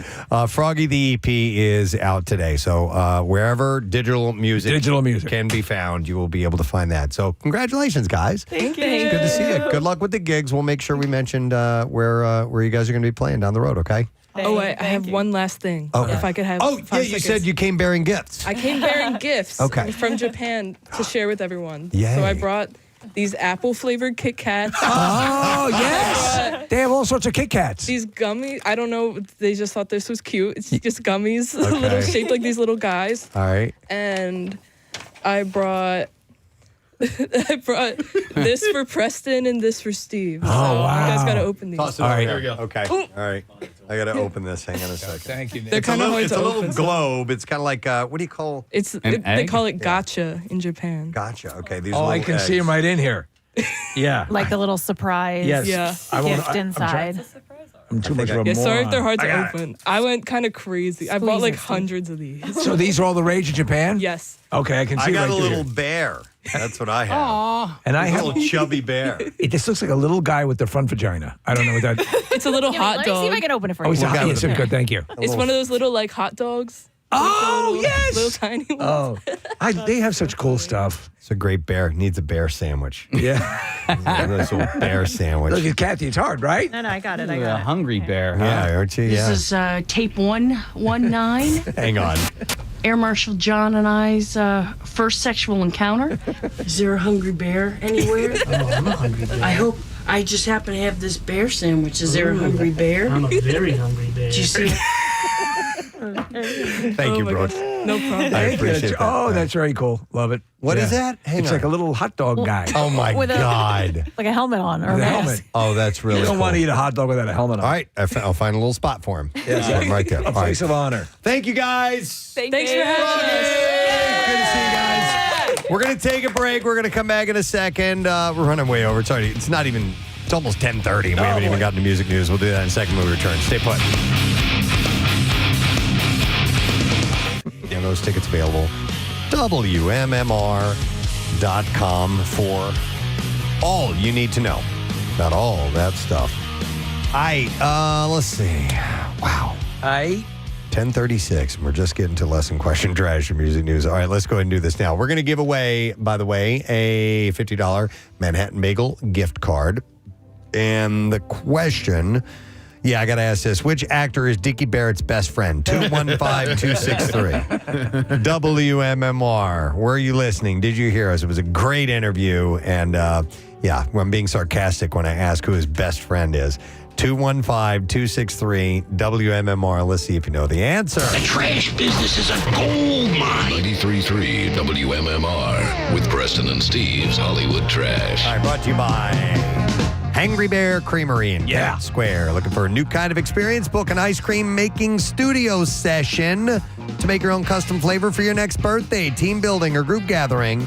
Book now at hangrybearcreamery.com. What's going on this morning, Steve? Well, Billie Eilish telling Rolling Stone she knew she was a lesbian when she realized she wanted her face, quote, in a vagina. Eilish admits she later realized that one that could fit her whole face would probably be unpleasant. Hey! Gucci Mane jumping into the current rap war by attacking Diddy in a new diss track called Take Dat. Diddy was clearly caught off guard and immediately released a response track called What Da? Oh my God. And finally, Hallmark Channel announcing a sequel to their Christmas hit, Three Wise Men and a Baby, called Three Wiser Men and a Boy. Hallmark originally passed on the project when it was titled Adult Men Hanging Out with a Mature-Looking Boy. That's your Hollywood Trash. We're going to see if someone knows the answer to this. Which actor is Dicky Barrett's best friend? 215-263 WMMR. We will go to Eric and see if he knows. Hey, Eric. Morning, bud. Morning. All right, Eric. Who is Dicky Barrett's best friend? That would be Ben Affleck. That is correct. Yeah, hang on, Eric.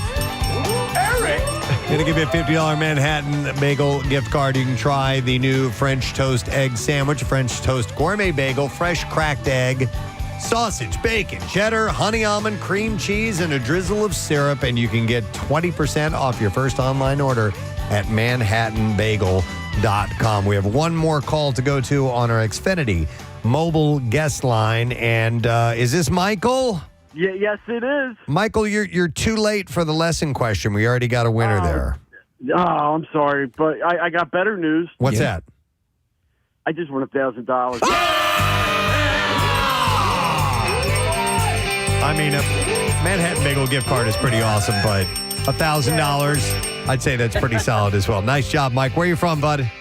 I'm from Audubon, New Jersey. Audubon, New Jersey. And what do you got going on this weekend, man? Anything special? Well, nothing much because I was just telling Marissa I literally just broke my wrist the other day at work, and my wife and I were kind of figuring out what we had to do to get by, and I was in a bad mood this morning, and Now this. and I just emailed Nick the other day. My wife's 2 years in remission from cancer, and like all this is coming together. And thank you guys so much. I'm gonna buy my wife something really. That is fantastic. Awesome. Michael, I'm sorry things have taken a bad turn, but hopefully this is a good sign of things turning around for you.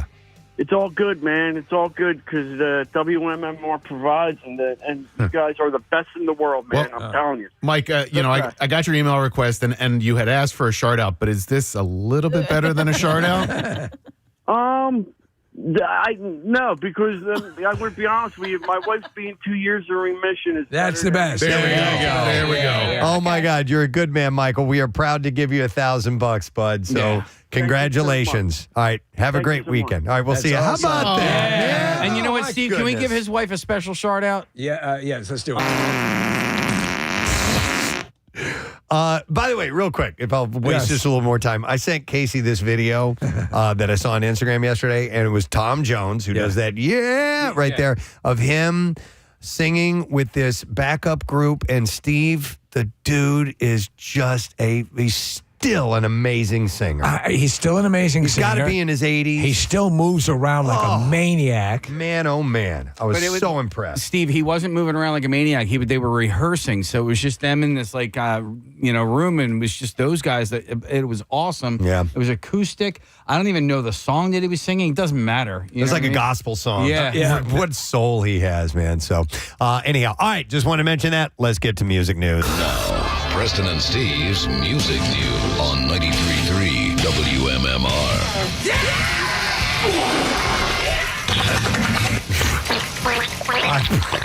Okay. Brought to you by Horizon Services. Dust, pollen, and dander are in the air, and Horizon Services can help avoid costly breakdowns and clear away allergens. Schedule an AC tune-up now, and they're also going to schedule a free fall tune-up and book at horizonservices.com/WMMR. Only a couple things to run by you today. Being a creep and a weirdo has paid off for Radiohead as the band's classic 1992 anthem, Creep, has finally surpassed 1 billion views on YouTube. And it marks the UK rock band's first video to reach that milestone on the platform. It features the band, comprised, of course, of Tom York, the Greenwood Brothers, Ed O'Brien, and Philip Selway, performing the anthem about wanting to fit in on stage under moody, dim lighting. Creep became an underground hit in America, and I didn't know this, when a college DJ at Berkeley found the album Pablo Honey at a local shop and then added it to their playlist, and since then it's been covered by numerous artists and injected into mainstream charting on Billboard's alternative airplay and hot rock and alternative song charts as well. The funny thing is, Tom York is kind of like said, it's we're not that they're saddled with it, but he doesn't feel it's representative of the band, and it's actually still my favorite Radiohead song. There is a group called Postmodern Jukebox that they do a cover of this song that is awesome. Have you guys ever heard it? No, it's a no. woman singing. So a lot of the band members from this group are actually American alumni. American Idol alumni. Oh, okay. And so, God, I wish I could remember the guy's name. Haley is the girl who sings it, and it's just awesome. Okay. Because the flavor of the music, it's like it's more of like a throwback. So this is like it's got like a 20s sort of vibe to it. Okay. Yeah. All right. This weekend, by the way, we celebrate MMR's official birthday. It's actually on Monday, the 29th, and we're turning 56 years old. How about that? But it's MMR's Fill in the Birthday Block Party weekend happening this weekend. So a couple times an hour, you're going to have a chance to fill in the third song of the block.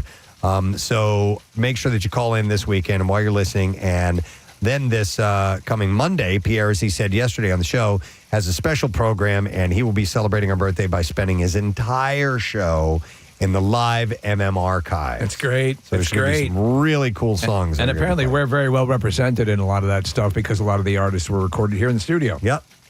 And then finally, And another thing. I'm going to mention this for our good friend Chuck D'Amico. Yes. The Beers, Gears, and Tipped Ears car show and fundraiser is happening this Saturday, noon to 5 at Chuck Lager Bar and Restaurant, which is in Barrington. It's on the White Horse Pike.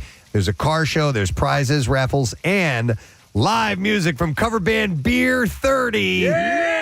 That's Chuck's band will be playing at the event. So stop out and see him. $20 donation request per car. It's an animal charity. It's wonderful. 15% of the food proceeds benefit Barrington TNR, which is Trap, Neuter, Release, and Community Cat Club. More information available at chucklager.com. And did someone say there might be a special guest, Eddie Vedder? No, nobody said that. I was just asking. But Chuck did say they were rehearsing the other night, and Press, I don't know, maybe you can commiserate here because you're a musician, but they were rehearsing and they were in this groove, and Chuck was like, hang on a second. This actually sounds really good. Okay. Yeah. It surprised him so much so that I think he looked at his bass player, and they both shared this look like, what's happening here? What's happening here? Yeah. We sound really, really good right now. We need to go on tour. Right. Yeah. Exactly. All right. That's the latest news. Let's get on to the latest rock. That was one I was going to AI Preston, but I passed on it. I can give you the real thing. Right. As we take a break, little bonus here. Our good friend Dicky Barrett came by earlier, and his band is going to be playing a sold-out show tonight with Me First and the Gimme Gimmes. Defiant is there. I got tickets to this sold-out show. How the hell did that happen? We'll take caller number 19 at 215-263-WMMR, and you will get to go to the show. So sold out, but we got your tickets. So call right now. 215-263-WMMR is the number. All right, we're going to take a break. We'll be back in just a second, so stay with us, dear friend. Can I go to a lot? WMMR, Spin Doctors. Wrapping it up musically for the week for us here on the Preston and Steve Show. It's 10:55. Thanks for staying late today.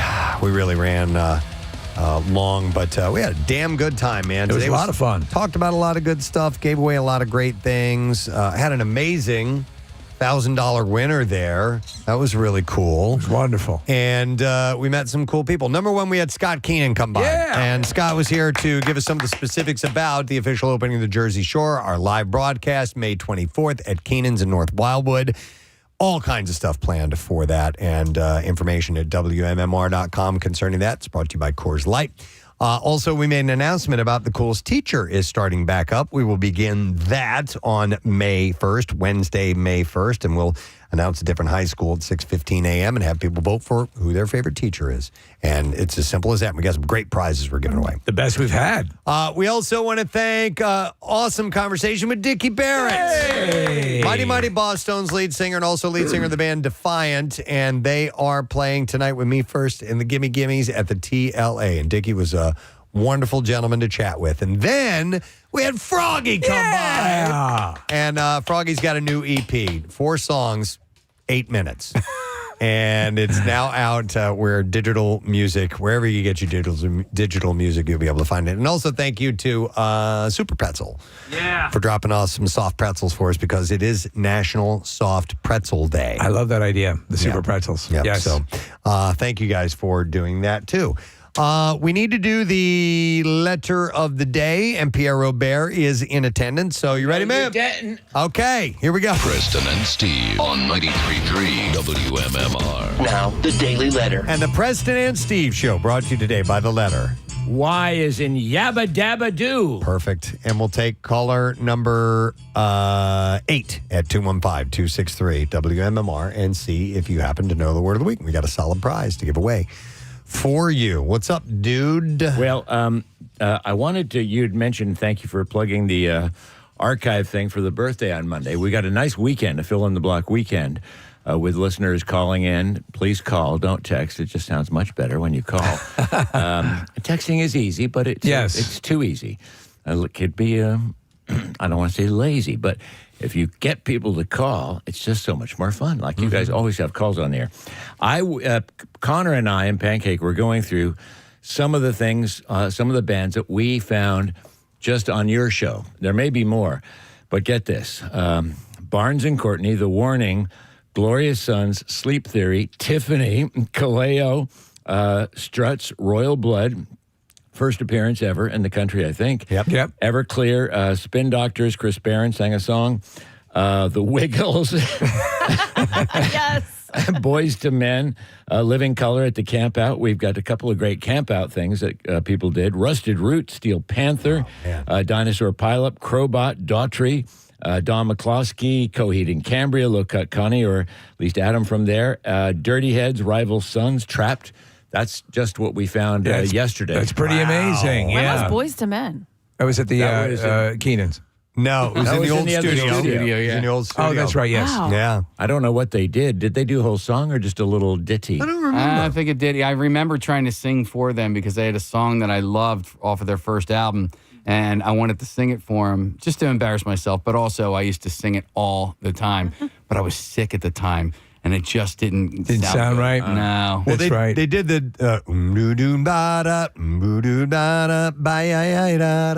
they did that for us. I remember that part. I remember them going, after all this time, we finally got on MMR. Yeah. Hometown boys. Mm-hmm. All right. Anyway, You know, who's a good one to look up is Courtney Barnes. Yes. He had a song called, was it 1999? We played him for Great about tune. 5 minutes. I mean, that's kind of a joke in the industry when you don't play an artist for terribly long. Yeah. We didn't play him terribly long, but it was a great song. It was Barnes Courtney, wasn't it? Oh, I'm sorry. Was it Barnes Courtney? There are 2 artists. One is named Courtney Barnes, and one is named Barnes Courtney. Okay. And he made a joke about that when he was here. He was a really funny interview and a really nice guy, but Barnes Courtney was the person that we had in our studio. Yeah, he was cool. Yeah. Super nice guy. All right. Anyway, sorry to interrupt. No. Anything else? Well, I could tell. Oh, on the show today, yes, we'll have the Good Money at noon and 3 and 5. And for the noon show, it's Basil Beasley on the board. Basil Beasley. Basil Beasley is watching the money at the vault, so be listening at noon for the word. We got one more pair of tickets for the Met and the Black Crows playing at the Met May 7th, and the sound check. And we got blocks of Pearl Jam and Foreigner and Live. What a day it's going to be. Is it Basil Beasley? Basil Beasley on the line. You've got $1,000. All right, we're going to see if caller number 8 knows the word of the week. So we will go to Frank, who is the 8th caller. Hi there, Frank. Hi, Preston. How are you? Awesome. Frank, what is the word of the week? Molly. Great day in the morning. Molly? Oh. Amazing. Wait, hold it. No. He said Molly. How did you spell that, Frank? Molly. That's incorrect. I'm terribly sorry. That is not correct. I know it's so a great day in deaf, the morning. I didn't hear it. I'm sorry, Frank, but that's not it, buddy. We got to let you go. You were the right caller, so we move on to caller number 9. We go to Michelle and see if we can get an answer. Say it again. Hold on, everybody. Hang on. Michelle? Yeah? A little more quietly. Okay, I'm so excited, nervous, and this is her. It's What? my husband's birthday today, Motley. Motley?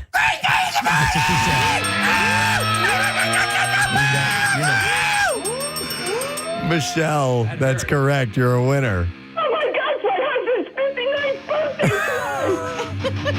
today. I am so happy for you. That's excellent. Shake it like a leaf. God, I'm so gonna cry. All right, everybody, where's Michelle from? Where do you think she's from? Hearing her voice, what do you think, Casey? We know where she's from. Yeah, we know where she's from. She's You don't know where I'm from. You know where I live. I think it's Michelle. that Michelle. Yeah. Oh, my God. Yeah, Michelle. Oh, my God. Michelle calls us from time to time with these outrageous stories. Oh, my goodness. Michelle, you did it. You win. Congratulations. Yeah, you did. We're going to give you a pair of tickets and a hotel room for the night as MMR Rocks Motley Crue Saturday, May 4th at the Hard Rock Live at Edis Arena in Atlantic City, and passes to join Jackie Bam Bam for a meet and greet with Motley Crue. Yeah, Jackie. Hello. That's awesome. All right, Michelle. This is like great. I haven't been away since 2019. Well, then you deserve this. You have a great time. I will. right. Thank you so much. You guys are the best. Have a great weekend. All right, we love you, Michelle. Hang on the line. So funny. Call back next week so we can talk to you. She calls NPR sometimes with these stories. We're just like, oh my God. All right, there she goes. I think she's Bucks County, right, Casey? Yes. Is she? I don't know. I thought so. Okay. But think about it. You have had two, within the last hour and a half, two amazing winners. Yep. The gentleman, Mike, I think his name was, whose wife was 2 years in remission from cancer. They've had a rough go of it, and they won $1,000. And then you've got this lovely lady, Michelle, who scored an amazing package. The overnight stay in AC, the hang with Jackie, the meet and greet, and the tickets for Motley Crue. It's pretty amazing. Yep. And by the way, tickets for that show are on sale now at Ticketmaster for 2 Crue shows that weekend with Tommy Conwell and Young Rumblers, by the way, opening for both May 3rd and 4th. So get those tickets if you have not yet. We'll take a moment to thank our sponsors. Preston and Steve Show has been brought to you today by Dunkin', and the Preston and Steve Show runs on Dunkin'. Also brought to you by Acme Markets, fresh foods, local flavors, and Trinity Rehab, locations all over. It's trinity-rehab.com. Next weekend on the program, we'll have actor Ethan Suplee. We were talking about him earlier this week. I think it was his birthday, but he used to be this really large, way overweight guy, great actor in movies like Remember the Titans and American History X. He is like cut up and in shape now. He is, yes. And great actor, and so we'll talk to him. He was in Chasing Amy with Ben Affleck. That's right. That's right. Musicians Dave and Tim House will be in the studio. Comedian William Montgomery will be in the studio. Kate Flannery and Oscar Nunez of The Office are going to be stopping by as well. Oscar! So it is shaping up to be a great week next week, and we got super warm summer-like weather as we get further into the weekend and into next week. It's good stuff. It is good. That's it. We are done. Rage on. Have yourself a great weekend, and we'll see you later, gang. Bye-bye.